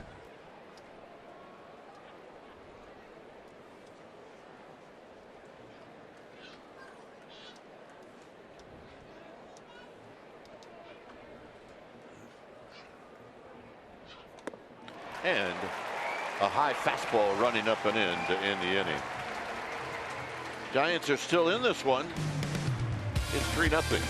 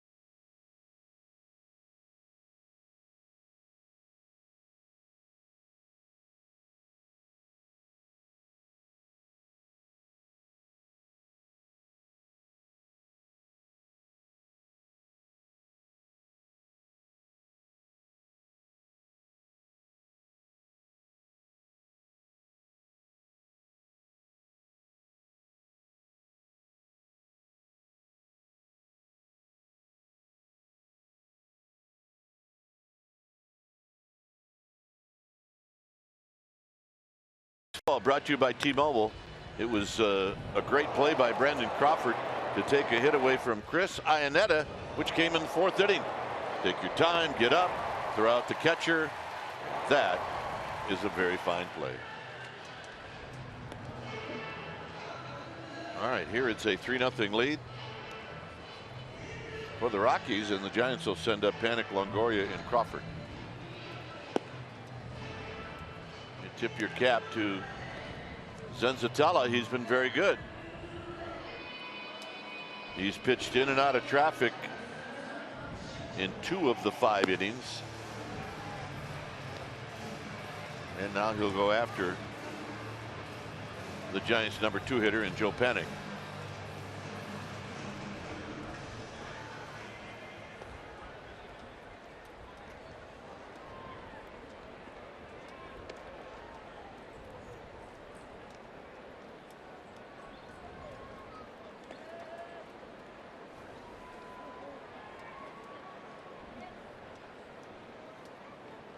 So Panik, who's lined out to left and he singled to center, takes a called strike.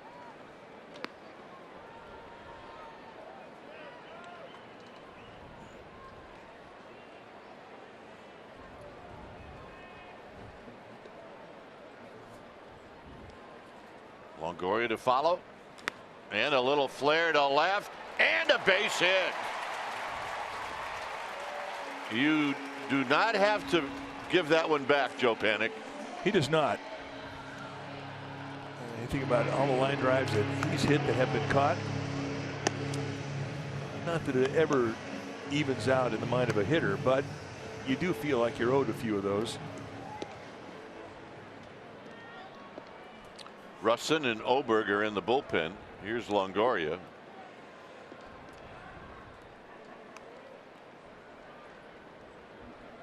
Longoria is struck out and he's flied out to center.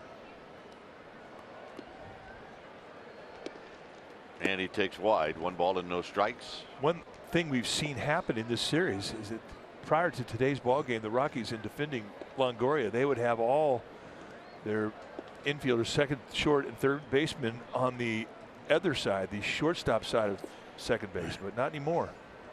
Simply because he's been peppering little singles through the right side frequently throughout this series. So they've adjusted to it. They've covered it up.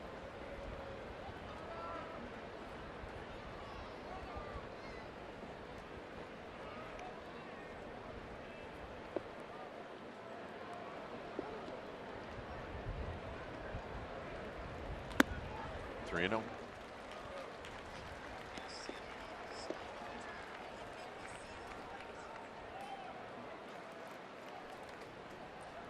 Crawford waiting on deck. Ray Black in the bullpen.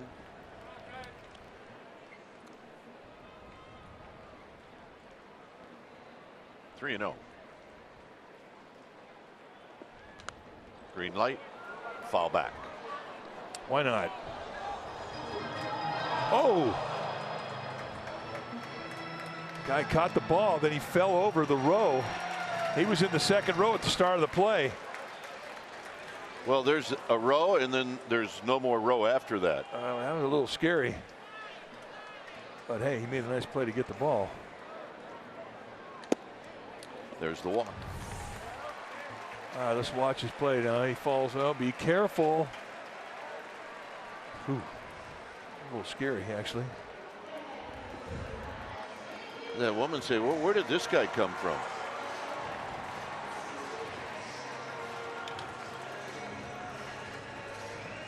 But Black's coming out.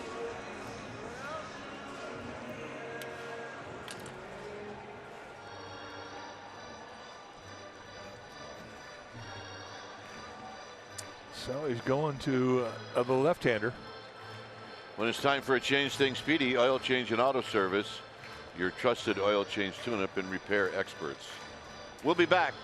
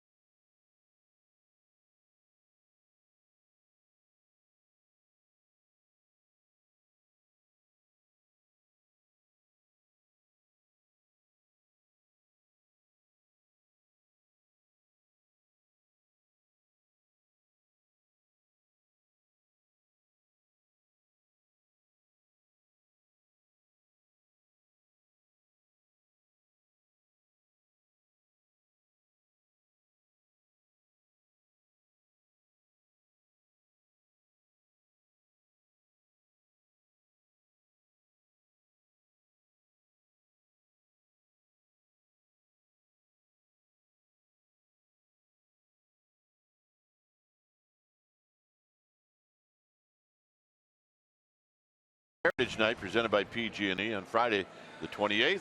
Giants and Dodgers. You get a Stretch McCovey t-shirt with the special ticket. sfgiants.com/special events for African American Heritage Night. Well, Giants have some base runners. We said set the table. Here we go. Well, they get the right part of the lineup coming up to do something about it too. So a new pitcher, and the new pitcher is going to be the left-hander Chris Russin. Russin, 31 years of age. He's a 4-year veteran. This is what he has done in 45 games this year. 2-3 with a 6.57 ERA. Gives you a fastball that's right around 90 on average. He's got a slider, a changeup, and he'll sink and cut the fastball.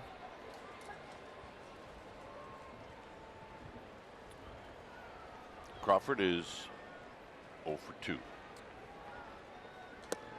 And he takes the first pitch high. This is where Crawford does a really nice job of just kind of slicing that ball to left field.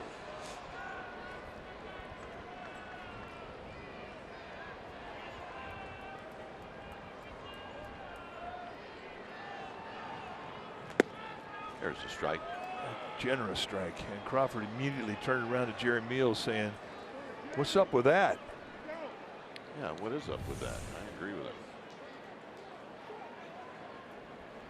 Well, you could sell it as a catcher. He set that target wide, then he didn't move the glove. And Jerry Meals bought into it.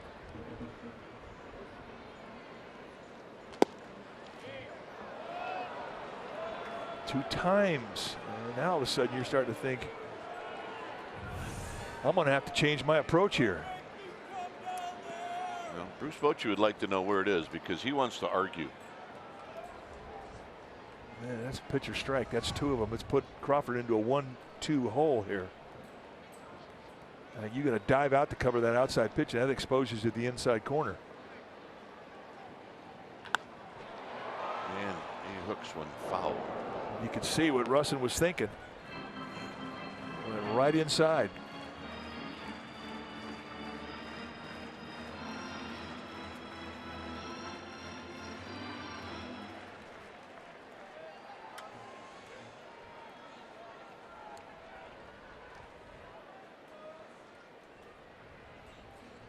One and two.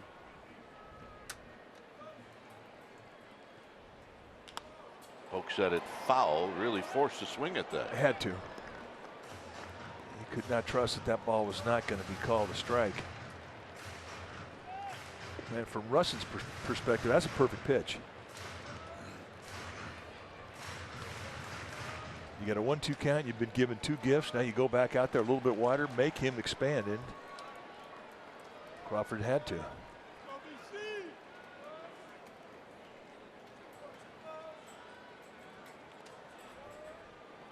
Way outside.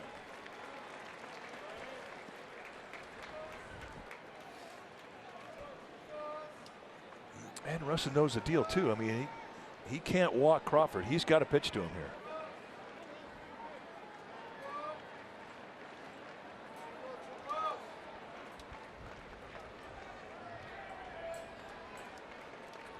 Blackman in center field fairly shallow.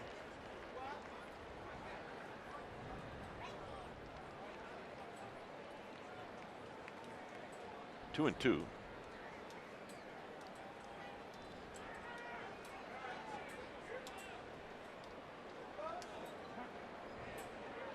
Time for a meeting. Well, I mean, it is a big pitch. And I think one thing Russ is telling him right now, or Ionetta is telling Russin, is that you can't walk this guy. You've got to pitch to him. And he's doing it in 4 different languages. Because he did take a little bit too much time.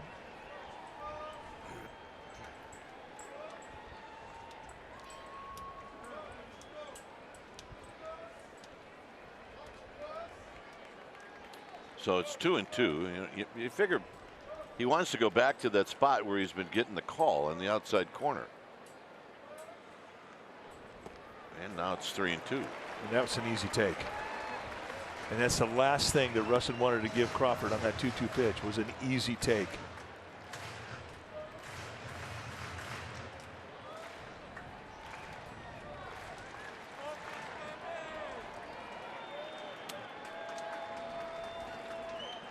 I would be surprised if Bruce Bochy started the runners here.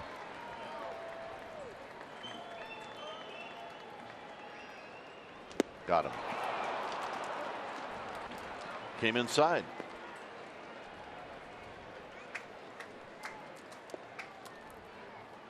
And here comes Bud Black.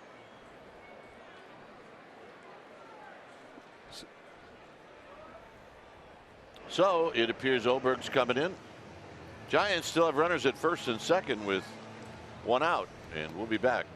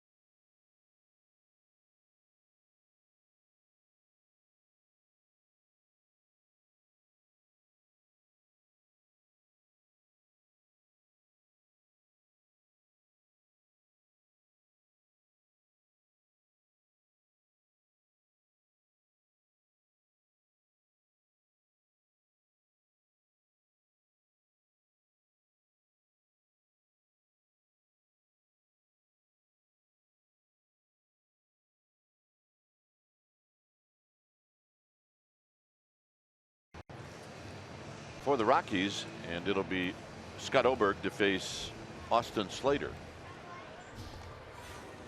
Let's take a look at the numbers on Scott Oberg. 50th time he's come into a game. Has a very solid season. 7-0 with a 2.29 ERA. 45 strikeouts against 11 walks. And you're going to see a healthy fastball that'll run up there mid to high 90s. He's got a slider and a changeup.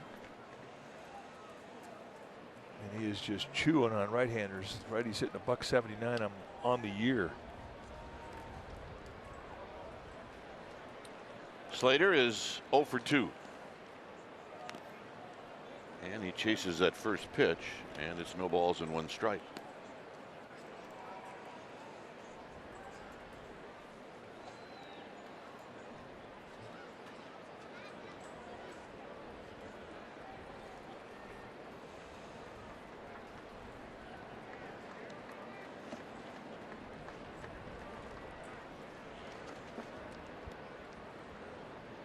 Oberg looks to second. Swing and a miss, 0-2.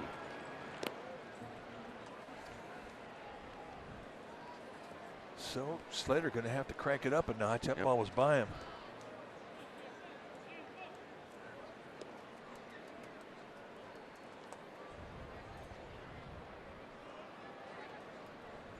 Shaw on deck. Got him. 3-pitch see ya. That is a 3-pitch see ya.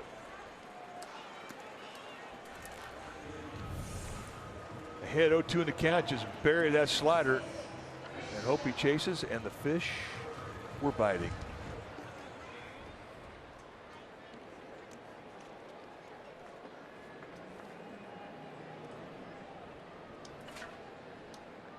So here's Shaw. Shaw's got a chance to, I'll say it, to tie the game. Instead, he rockets one into right field. And here comes panic. And here comes the throw. Cut off. Giants are on the board. Shaw with an RBI. It's 3-1. Well, he was not impressed with that first pitch fastball from Oberg. And this is his first RBI on a regular hit, not a home run. He's had a sac fly, he's had a home run, and now he gets an RBI with 2 outs. Jumping on a fastball challenge just above the knees, middle in. Yeah, it feels good when you make contact, doesn't it? That was a 108-mile-an-hour line drive, too. Here's Garcia. Garcia taps one. Oberg picks it up and throws. And they got him. And that'll end the inning. Giants on the board. It's 3-1. We'll be back.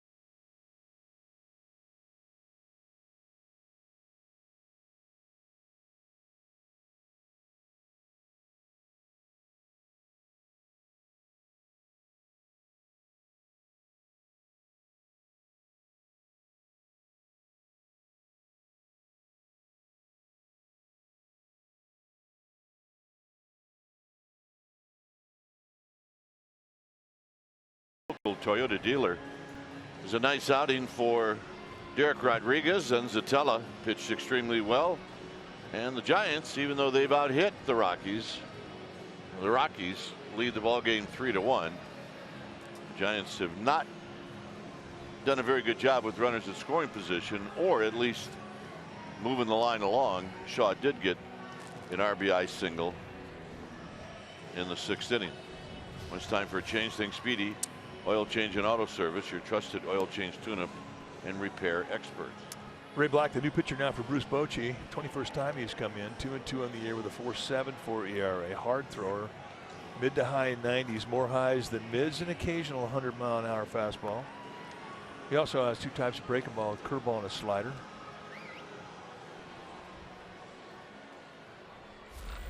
Derek Rodriguez once again outstanding. 6 solid innings. He allowed 3 runs, 1 earned run, and just did what he does. He carved up the strike zone. He used all his pitches, all of his speeds. Runner having 5 strikeouts on the day with 3 walks, one of which was intentional. And another quality start. What's new?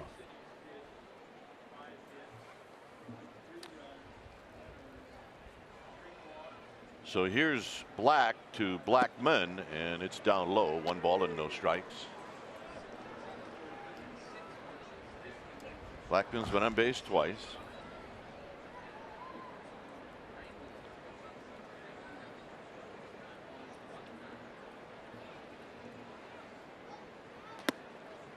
High. 2-0. Just an easy 97.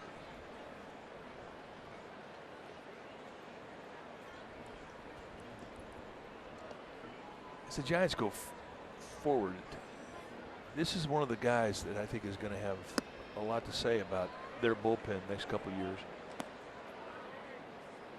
I mean, throughout his career, he's had to deal with really some severe injuries. And right now you see him, he's pretty raw. I mean, he still needs to get polished up a little bit, but boy, he's got some stuff.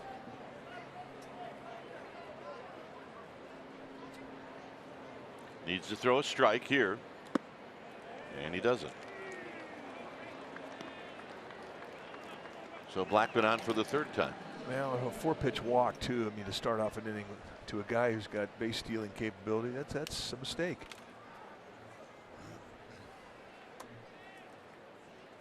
And as soon as, I mean, Charlie Blackman wasn't even down at first base, and all of a sudden you get movement in the Giants dugout. They're going to start getting somebody down there in their pen. LeMahieu 0 for 2. Blackman with 12 steals on the season. It's 3-1 here in the 7th.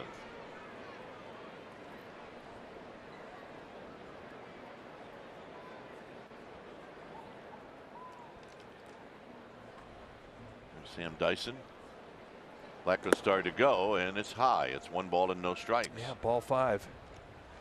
He needs to throw a breaking ball to get off that release of the fastball because it's not working for him. And I think Kurt Young's going to come out and make that suggestion. Meanwhile, the family. Mom, right in the middle where she loves being.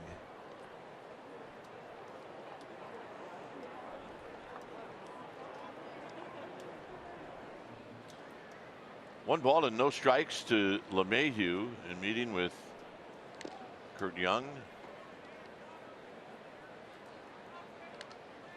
Kurt's limping off the mound. Kurt's going to have a partial knee done at the end of the year. He's been using it as a great excuse in his golf matches with Dave Fleming. Hey, anything for a couple strokes. Come on. 1 ball and no strikes.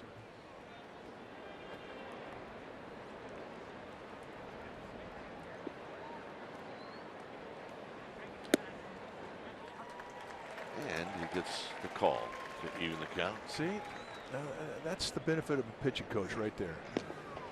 5 straight balls in a row. Pitching coach comes out, calms him down, makes a suggestion. Boom, strike.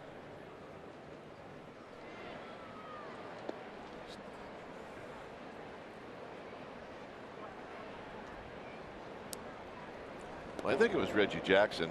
I'll give him credit for it. He said every time the pitching coach would go out, and if he was the hitter, he'd air out the next pitch. Well, he used to swing hard anyway, but because he figured it was going to be a strike. That's sound advice. Good breaking ball, 1-2. This guy could care less. No, he's a happy boy. And he is not even thinking about sharing with his sister.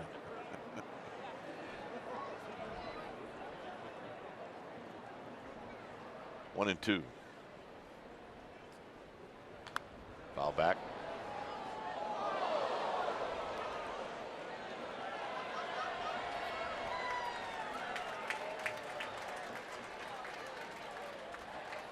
I don't know who's pulling who here. That's what I want to know. That's a great question. I was thinking the same thing. Oh my goodness.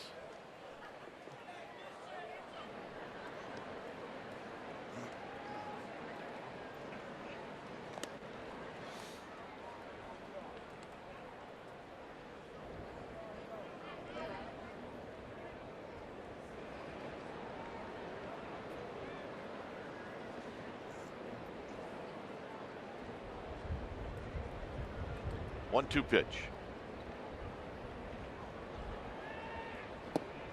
2-2. Oh, that's a good 1-2 pitch right there.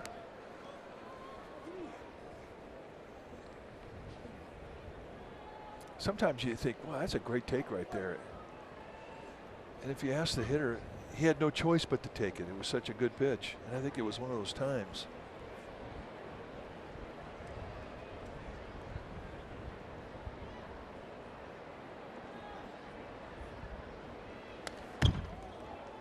And he gets a fastball at 99 and he fouls it back.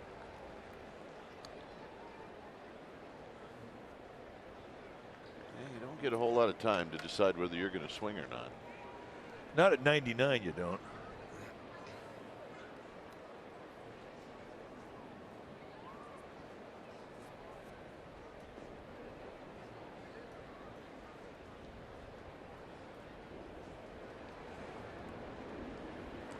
Very high 3-2. So there's not been an out recorded in this inning in a lot of pitches thrown. Stephen Okert, the left-hander, has joined Sam Dyson, the Giants' pen. So this pitch is going to have a lot to say as to whether or not Ray Black stays in this ball game.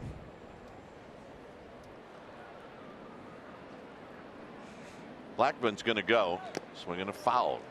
Get that out of the glove of Garcia.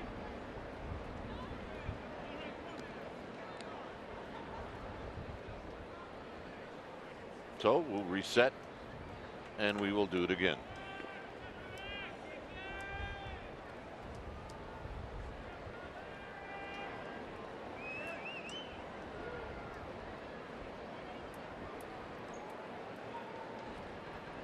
There's Arenado, who's waiting patiently on deck.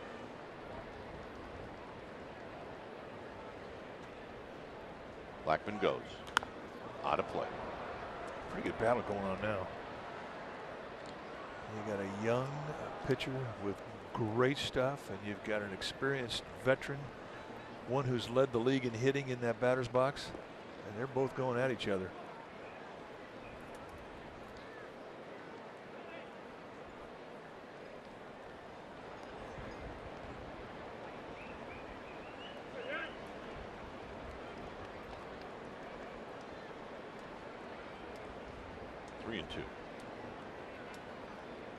Runner goes. Foul back. Well, all you can do if you're Black is just keep throwing strikes.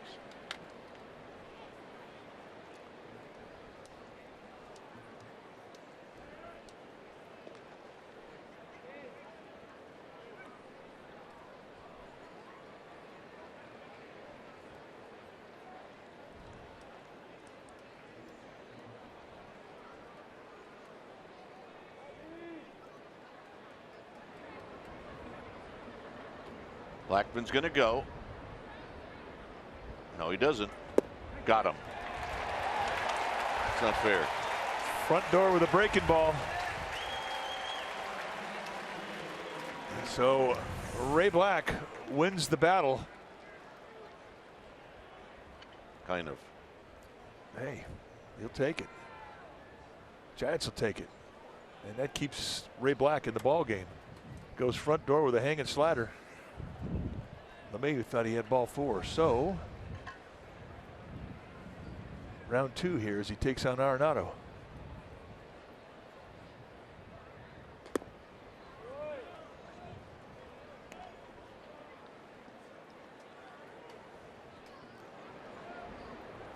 Just creeping along. Is that another good jigsaw puzzle? As soon as it gets underneath the bridge, yep. All right. Now, we've had that given to us. Giants fans really take care of us in regards to jigsaw puzzles. Up to middle. Panic shovels to Crawford on the run to Slater. Double play. Nice play. Panic to Crawford to Slater.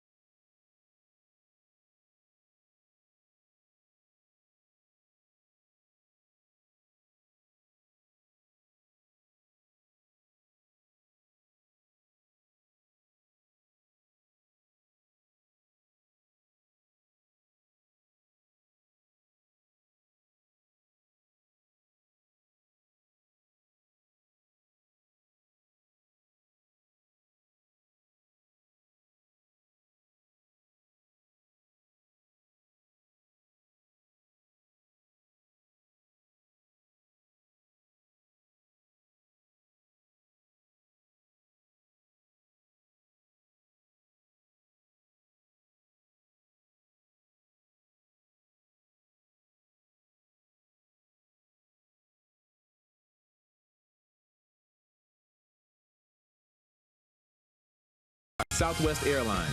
Low fares, no hidden fees. That's transparency. By Heffernan Insurance Brokers. Insurance and financial services for you and your business. Visit hefins.com. By Xfinity. X1 will change the way you experience TV. And by Kelly Moore Paints. Go where the pros go. Kelly Moore, the painter's paint store. Well, the Giants trailing the Rockies 3-1 as we head into the bottom of the 7th inning. Welcome back to our broadcast, everybody. It is time for our Cricket Smile. It is brought to you by Cricket Wireless all the way from Australia. Michael Regan sent us a video of his son, Jack, doing, you got it, Dwayne Kuiper's home run call. Check this out. High and deep to right. That's at the wall. Looking up.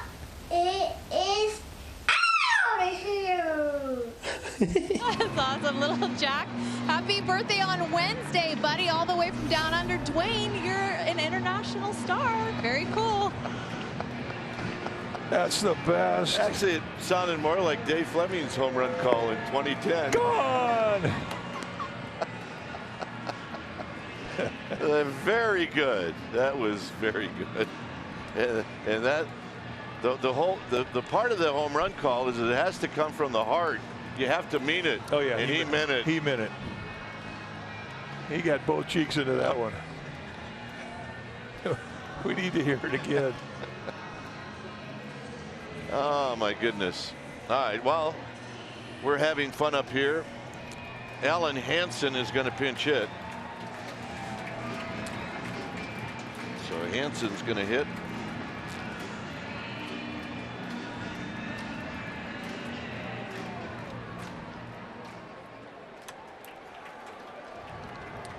It's a 3-1 lead for the Rockies. This is the home half of the 7th.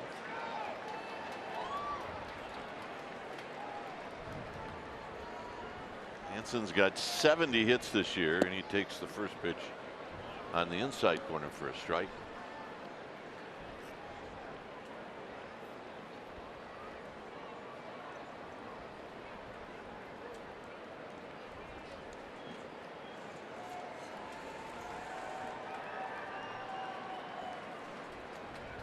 Hanson trying to get on for now who's on deck but Hunter Pence.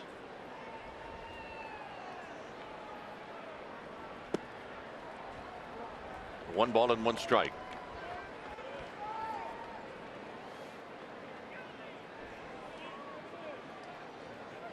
Once you get past Pence, and then you're looking at the top of the order.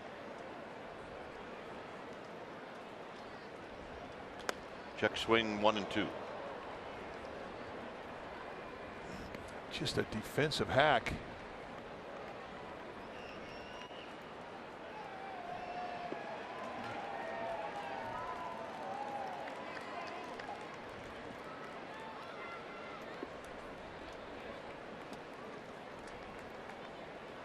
A one hopper, 2 and 2. The Rockies 3 runs on 5 hits. They scored all of their runs in the second inning. And the Giants picked up their lone run in the bottom of the 6th.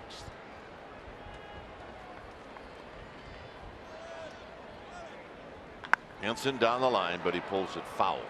One hops into the seats.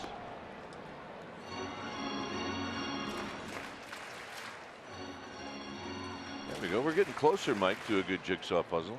Well, I mean, that's a pretty good one right there. That is a pretty good one because you got the line of the Bay Bridge.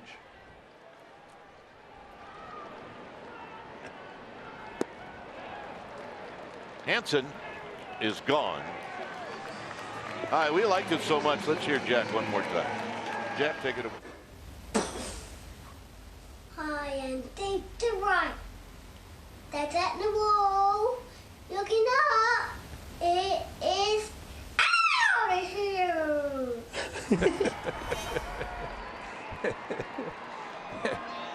That's a good one. Oh, I bet he practices that about 100 times a day. here's Pence.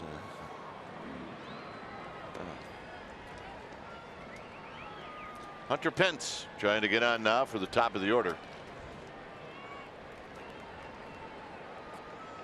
Pence takes one in the dirt.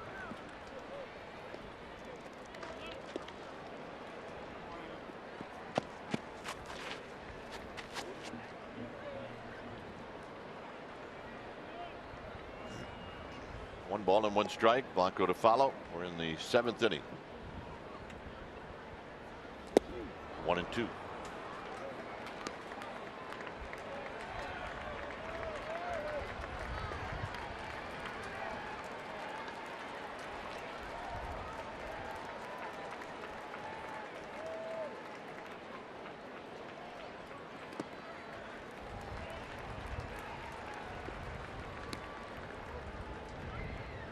New baseballs for Jerry Meals. 2 balls, 2 strikes.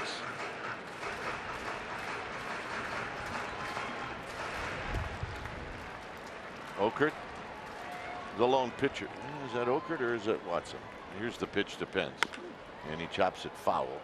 I think it's Okert. It is Okert.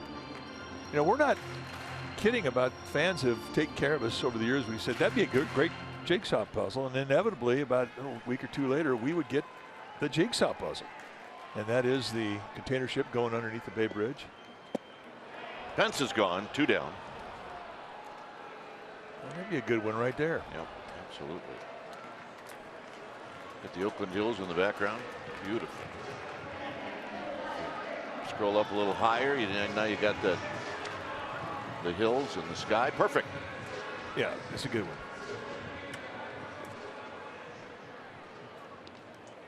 Here's Blanco.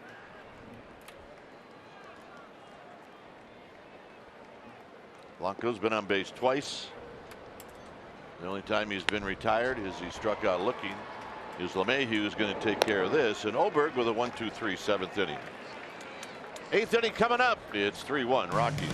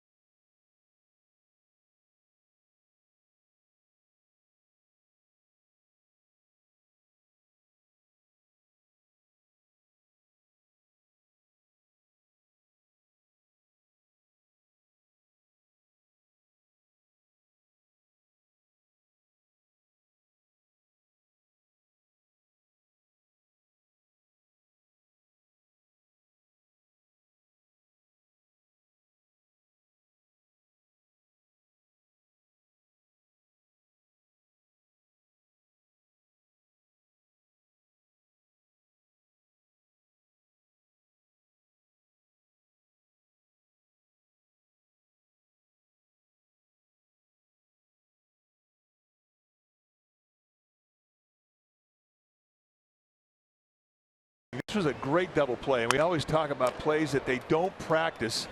This is such a weird angle, and for Crawford to have to come back, look behind him to get the ball, then throw off the right foot and rifle a strike to get the pair. I mean, that's just a great play from everybody involved. Here's a bouncing ball up the middle and a base hit for David Dahl off of Okert. When it's time for a change, think Speedy. Oil change and auto service, your trusted oil change, tune-up, and repair experts. See the numbers for Okert, and boy, has he been impressive since getting recalled. I mean, he's going to be a one-guy face. You're going to see a new pitcher. So Stephen Okert, we'll probably see you tomorrow in San Diego. This is the best part of it. So it'll be Dyson coming in as you see Okert depart. When it's time for a change, think Speedy. Oil change and auto service, your trusted oil change, tune-up, and repair experts.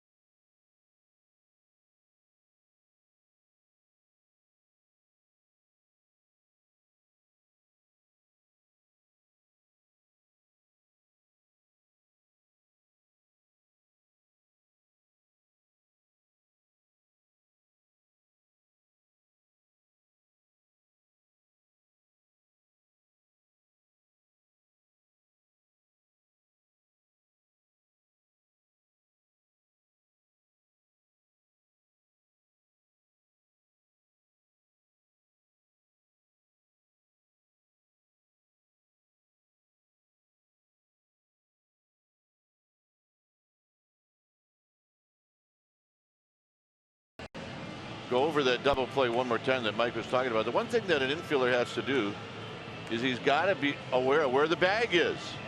And you can see Crawford maybe had a chance just to take a peek down for a millisecond to see where the bag was. But overall, you just kind of have to feel for it. Because the one thing you don't want to do is hit that bag and fall and stumble. Because that would kind of mess up the whole play. Yeah, it would mess up the play. Great awareness by both those guys up the middle. Sam Dyson, a new pitcher now for the Giants, 69th game that he's come into, and he's a sinker ball specialist. The Giants are looking for a sinker ball that gets a ground ball that gets 2 outs. Runner goes, good jump, throw down, got him. Garcia with a beautiful throw. We'll see if it holds up. Really, he doesn't get a lot of help from Dyson. Dyson's pretty slow and deliberate out of the stretch. And you get a chance to take a look at one of the reasons why Garcia was a high draft pick. He's got a cannon. And they will not challenge. And that's called a see you later. And that had to be perfect, and it was. Great going, Rook. Hey, he got a chance to show off his arm. How about that? That's a good one. 1-0 to Story. Swing. Ain't gonna miss. 1 ball and 1 strike.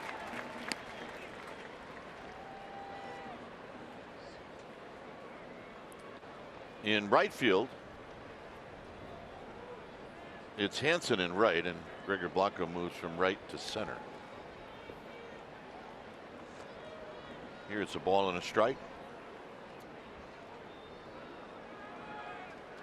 Good breaking ball. We've seen Hansen in left a number of times this year, but I'm not sure we've seen him in right. Probably, but not a lot.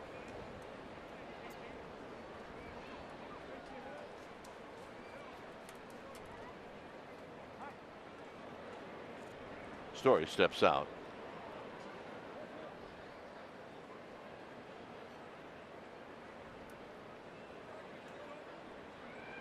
And now Dyson's ready in the 1-2. Here it is. He got him.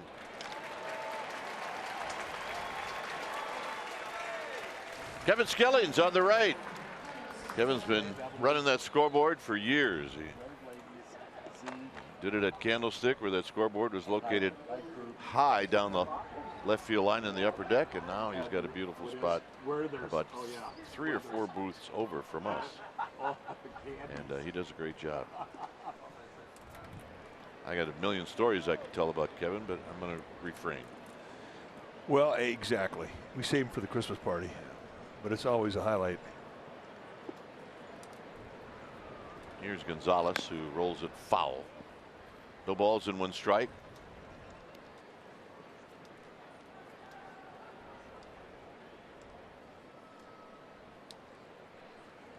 Kevin does the Warriors scoreboard as well.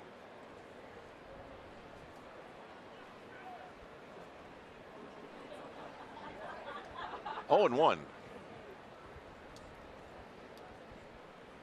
On the ground. Longoria, a tricky hop, and that'll end the inning. Do it, Kevin. Get these guys some runs. It's 3-1 Colorado.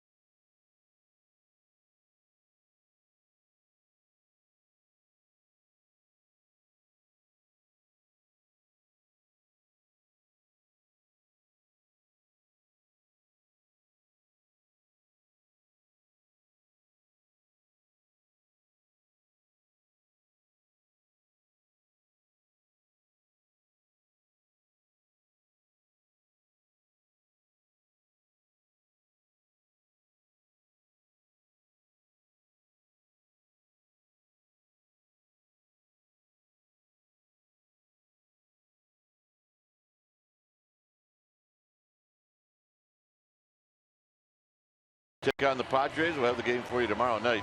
Hour-long pregame live at 6. Game will start at the top of the hour at 7 right here on NBC Sports Bay Area. Also streaming live on the NBC Sports app. Adam Ottavino is the new pitcher. When it's time for a change, think Speedy Oil Change in Auto Service. Your trusted oil change, tune-up, and repair experts. And Joe Panik's going to hit. Take a look at the numbers for Ottavino. 69th game that he has come into. And Ottavino really is kind of a 2-pitch guy. He's a fastball slider guy from a very, very weird angle. I mean, there he is. He's got a cutter and a splitter. I mean, but the fastball slider, what you're going to see, and sliders to righties and lefties. I think he's one of the roughest at bats for a right-hander in the National League West. I agree. Big crossover step. Hides the ball a long time. And good medium 90s velocity. Well, right now he hasn't thrown a strike in 3 pitches. And the Giants will be very happy to take a walk. Ottavino didn't have very many meltdowns, so take what you can get.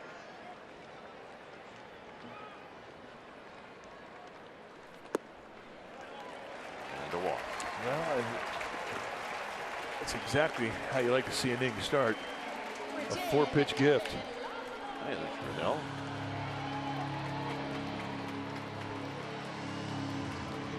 a big, big part of the energy in this ballpark is that little woman right there. She is amazing. And we are so fond of her.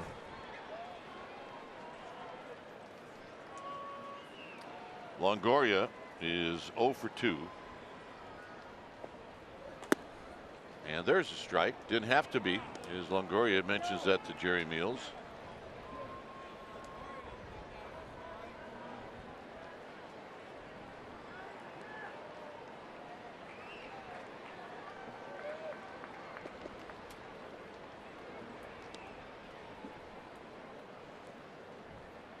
Way outside to even the count at 1 ball and 1 strike.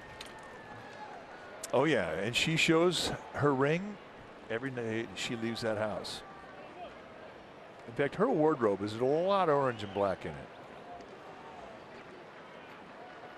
She is full of energy and she brings it every day. 2-1 to Longoria. Time for a meet and greet.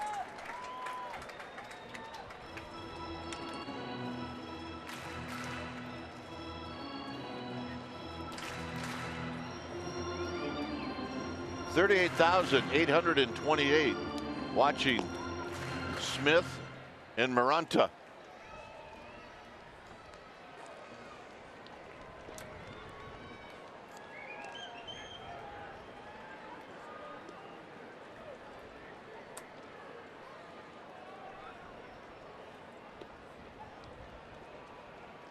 There's a strike, so you end up throwing a breaking ball. Well, I mean, that's the one that it's so hard to hang in there with because he's got the big crossover step, throwing a cross body from a high sidearm delivery, and he starts it off at your right hip if you're hitting from the right side.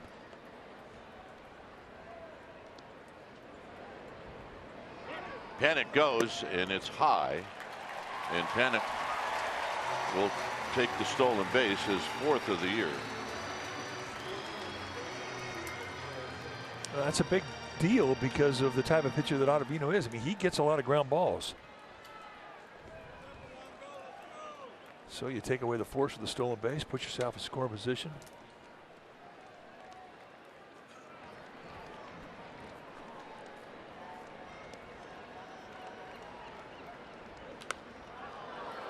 And Longoria looked like he recognized that breaking ball pretty soon, and he fouled it back. Yeah, he's stepping out of the batter's box thinks that he just missed one.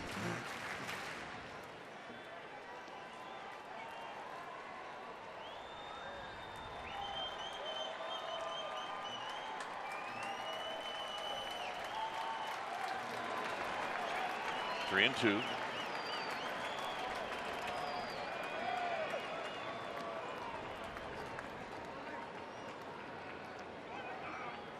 Breaking ball, hooks it foul down the left field line. Ooh, not by much. That was close. Ramon DeJesus, third base umpire, making the call. And he had a great look at it. Another hanger with the breaking ball. About 1.5 feet foul.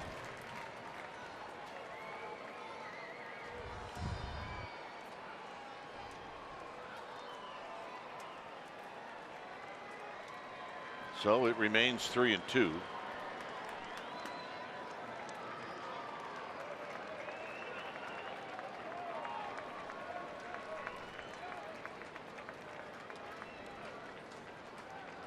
Got him. So you go from very close to having a double down the left field line to a strikeout, and here's Crawford.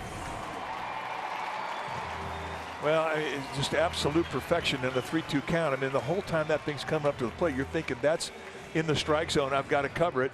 And now the break falls out of the zone. That's the best pitch he threw in the entire sequence.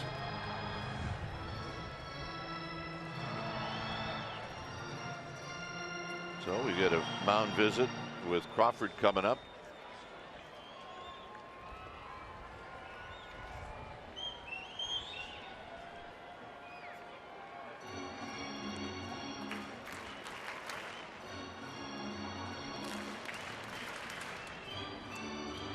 A lot of mound visits today.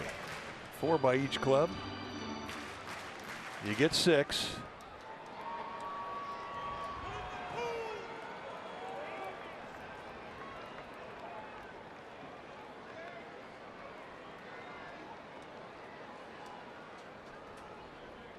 Crawford takes high, 1 ball and no strikes. I don't think we've ever come close to having to discuss. They only got 1 more left. No, we haven't. I just think it's a great rule. Ooh. And that's one that Ottavino wanted. And the Giants catch a break there on the 1-0 pitch. I think wraps around, and I think that was a strike. There have been some gifts on the third base side of the strike zone today. Not many on the first base side. Ooh. He's trying to tie it up there. Yes, he was. No, I wish I felt as strong about all the rule changes that we get over the years as I felt about this one this year with the mound visit limit. It was getting absurd amount of mound visits we were seeing.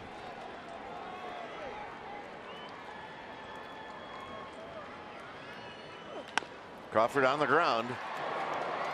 Off balance throw in time. Story with a nice play. 2 outs.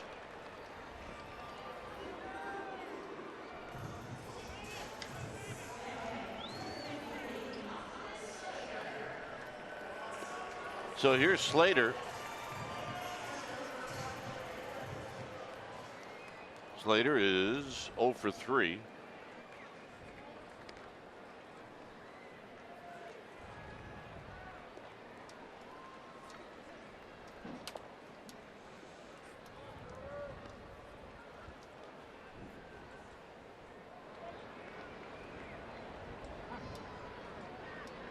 So back to a tough at bat for a right-handed hitter, Slater, against Ottavino. It'll be a grind right here. And you know he wants to do something. And I think back to the second inning. Derek Rodriguez cruising, got 1 out, ground ball to Slater, and he makes an error. And it wound up being a 3-run inning. So I believe that's still been hanging on the mind of Slater. And he has a chance to do something about it now. And a base hit. And Panic's going to score. It's 3-2. And I bet that felt pretty good.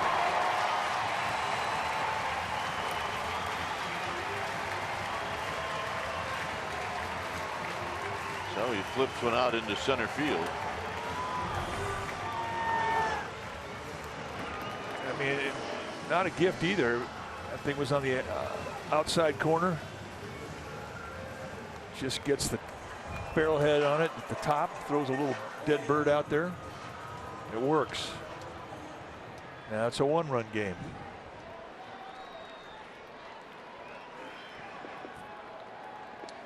Here's Shaw. Shaw's got a couple of hits. And he takes low. 1 ball and no strikes.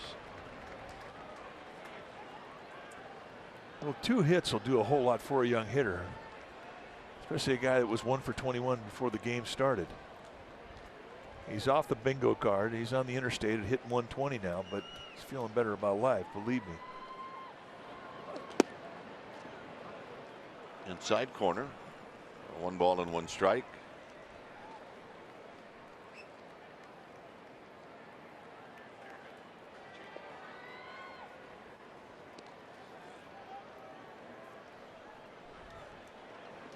Big overshift is on.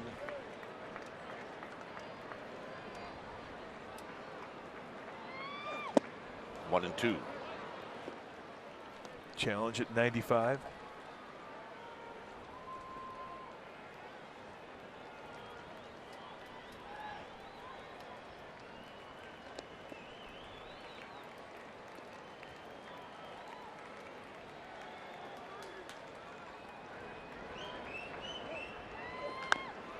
And he pulls that breaking ball foul.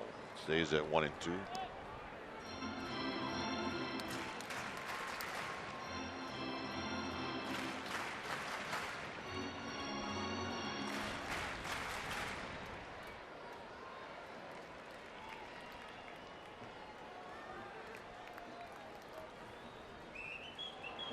1-2 pitch. Runner goes. We're going to foul back. That pitch was right to the scout report. That was exactly where Ottavino wanted to throw it. He climbed the ladder, and Chris Shaw does well to fight that one off. They know that he is, in his young career, he's a guy that will chase that high pitch.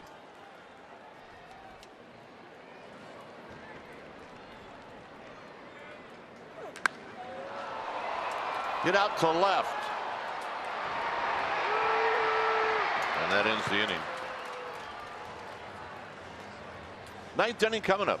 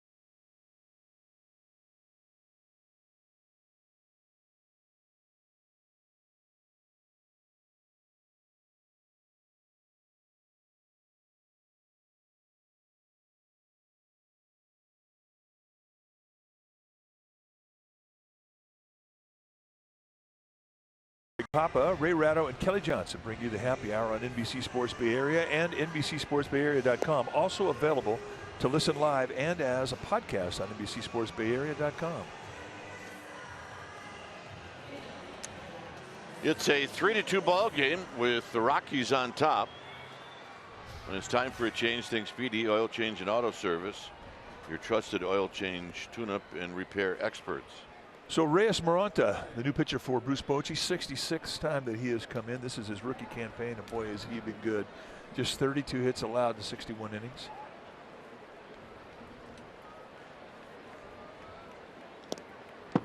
And the first pitch goes to the backstop to Desmond. Desmond's got 2 hits this afternoon.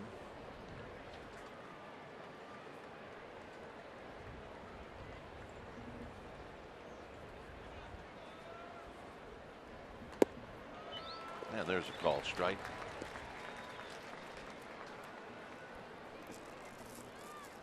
You watch Maranta pitch, and you just get the feeling that you could wake him up January 10th, midnight, and say, hey, let's go play catch, and he'd throw 97 at you. There's a strike. He's just one of those guys that's got one of those kinds of arms. And he is built for the workload that relievers get thrown their way during the course of a big league season. Strong. And he got him.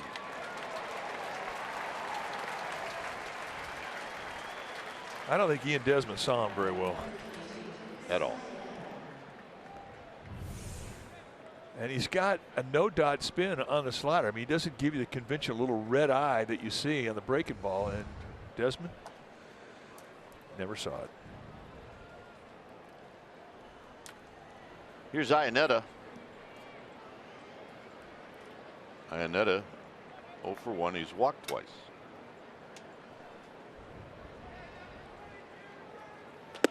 Look out if he runs that pitch in tight. That's a rough strike. Jerry Meal says, oh yeah, by the way, you swung.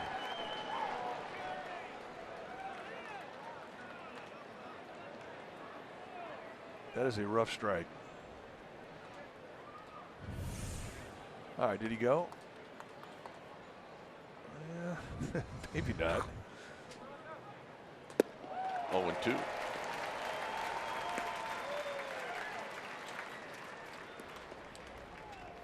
The view that we saw on the replay was the view that Bud Black, the skipper of the Rockies, was looking at.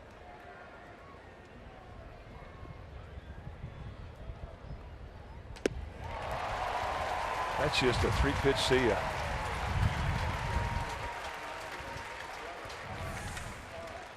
Just reach back, unhinge, and unload.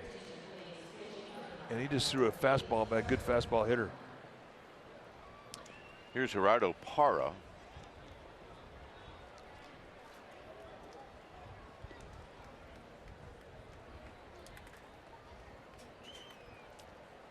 Parra has not been in the starting lineup in any of the games here in the series.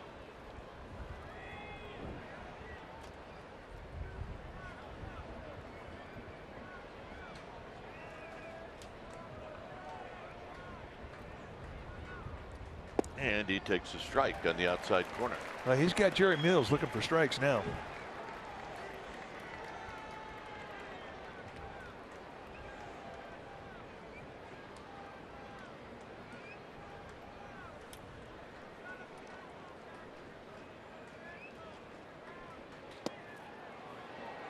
Could have been. Flinched.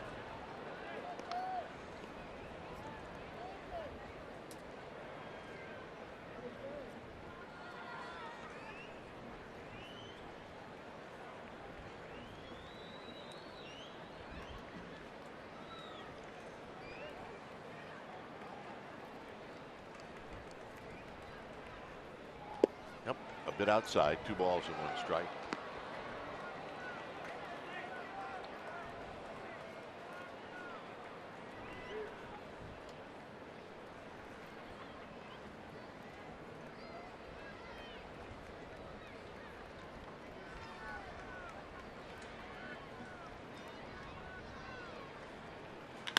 On the ground and a base hit.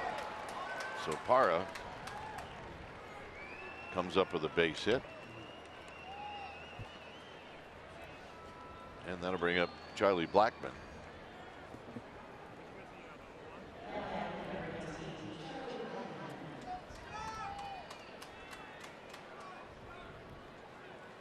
Blackman's been on base 3 times by way of a couple of walks and a double.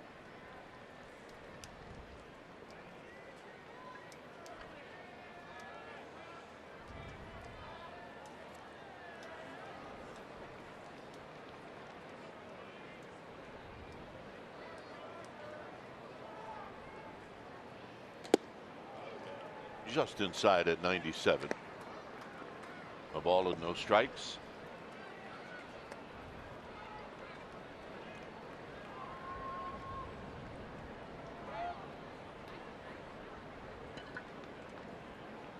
So Moranta takes a peek at Parra, the pitch, swinging a fly ball left center field, but Gregor Blanco got a good jump, and that'll end the inning. So we're going to go to the bottom of the 9th. It's 3-2 Colorado.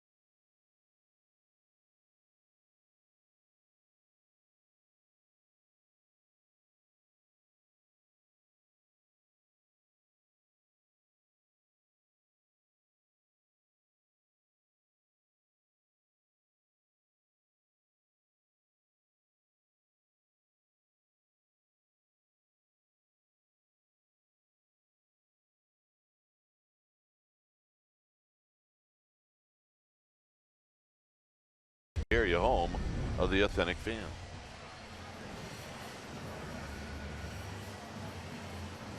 $38,824, all with a good attitude.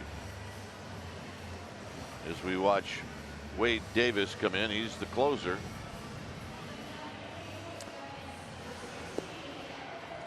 And he's going to be facing Garcia Hansen. Take a look at the numbers for Wade Davis, the closer. 39 saves. Very solid season for the Rockies. 33-year-old veteran. He's in his 9th year at the big league level. Big fella, 6'5", 225. And you're going to see 3 good pitches that he can strike you out with all of them. A fastball that can go low to mid-90s, a curveball and a slider.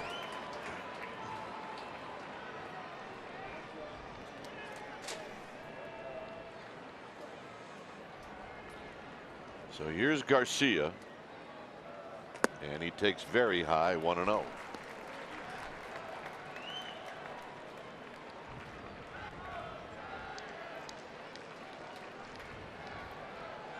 Garcia 1 for 3.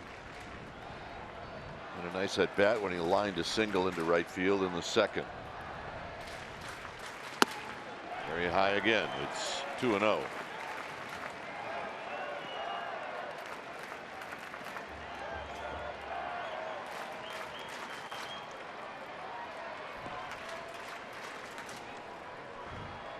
Garcia has power. He's got a 2-0 count, and he could let out some shaft. 2-1. Quality location on that fastball from Davis' perspective after the missing badly the first 2. McHunley, bat in his hand.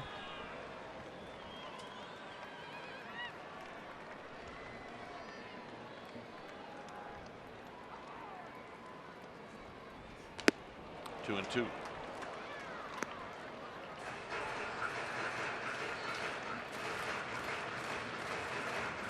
See, a pretty interesting number.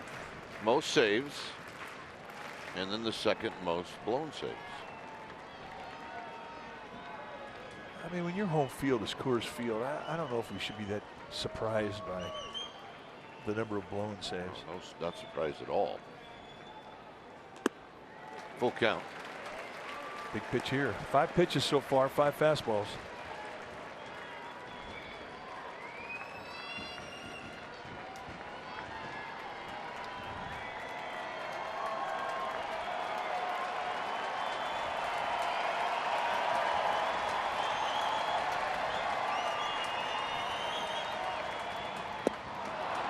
Got him.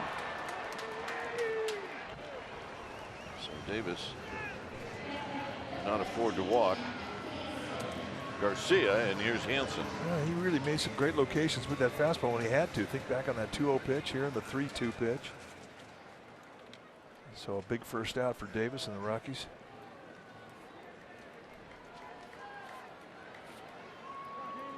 Hansen struck out when he came up as a pinch hitter in the 7th.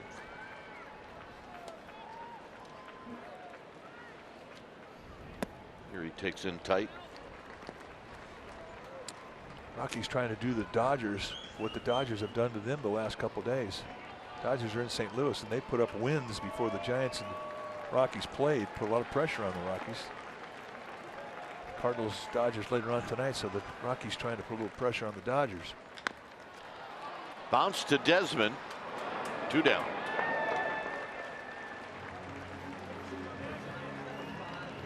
So it'll be Hundley.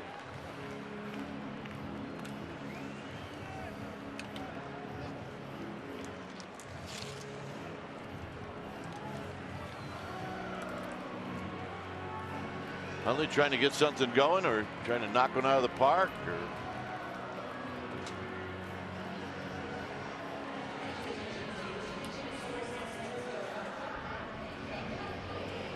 Hundley.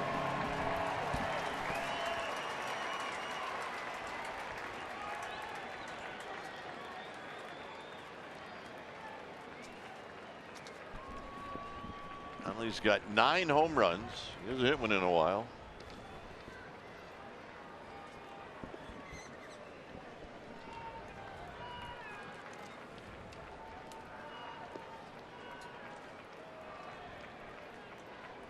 And the pitch, and it's a one hopper.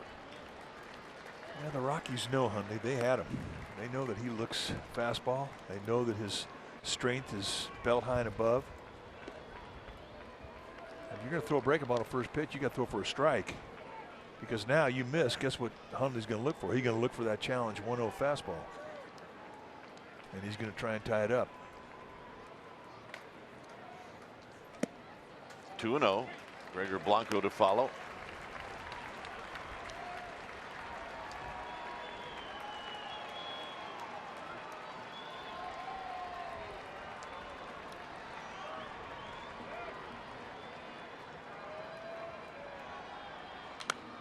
Popped up and out of play, and if you're going to try to tie it up, you're usually going to try to do it on a 2-0 pitch, and that's what he tried to do.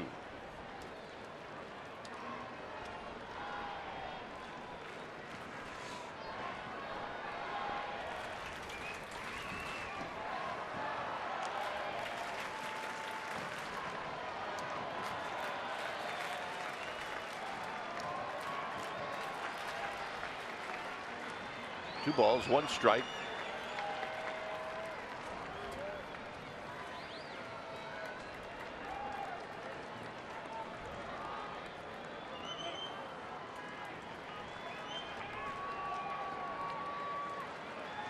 Davis looking into Iannetta.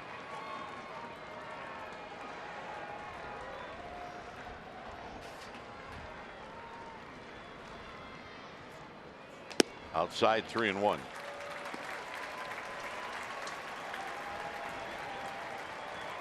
There's Blanco.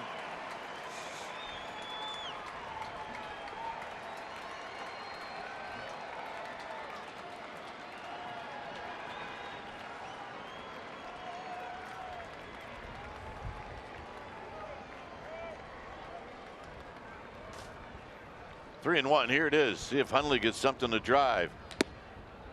It's 3-2. Hundley thought it was high. Well, and a different pitch too. He throws a cutter at 91. And according to the box, that was a strike.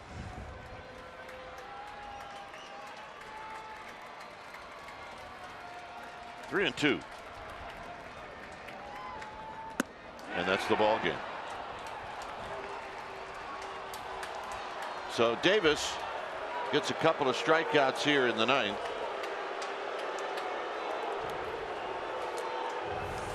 Now let's take a look at the 3-2 check swing. Did he go? Yes, he did. So the Giants end up taking 2 out of 3. It's tough to sweep a team, especially a team that is in such hot contention for the postseason, whether it be winning the West or the wild card. But they cannot do it today. And it was really the inning where the Rockies scored their 3 runs. Defense had something to do with it.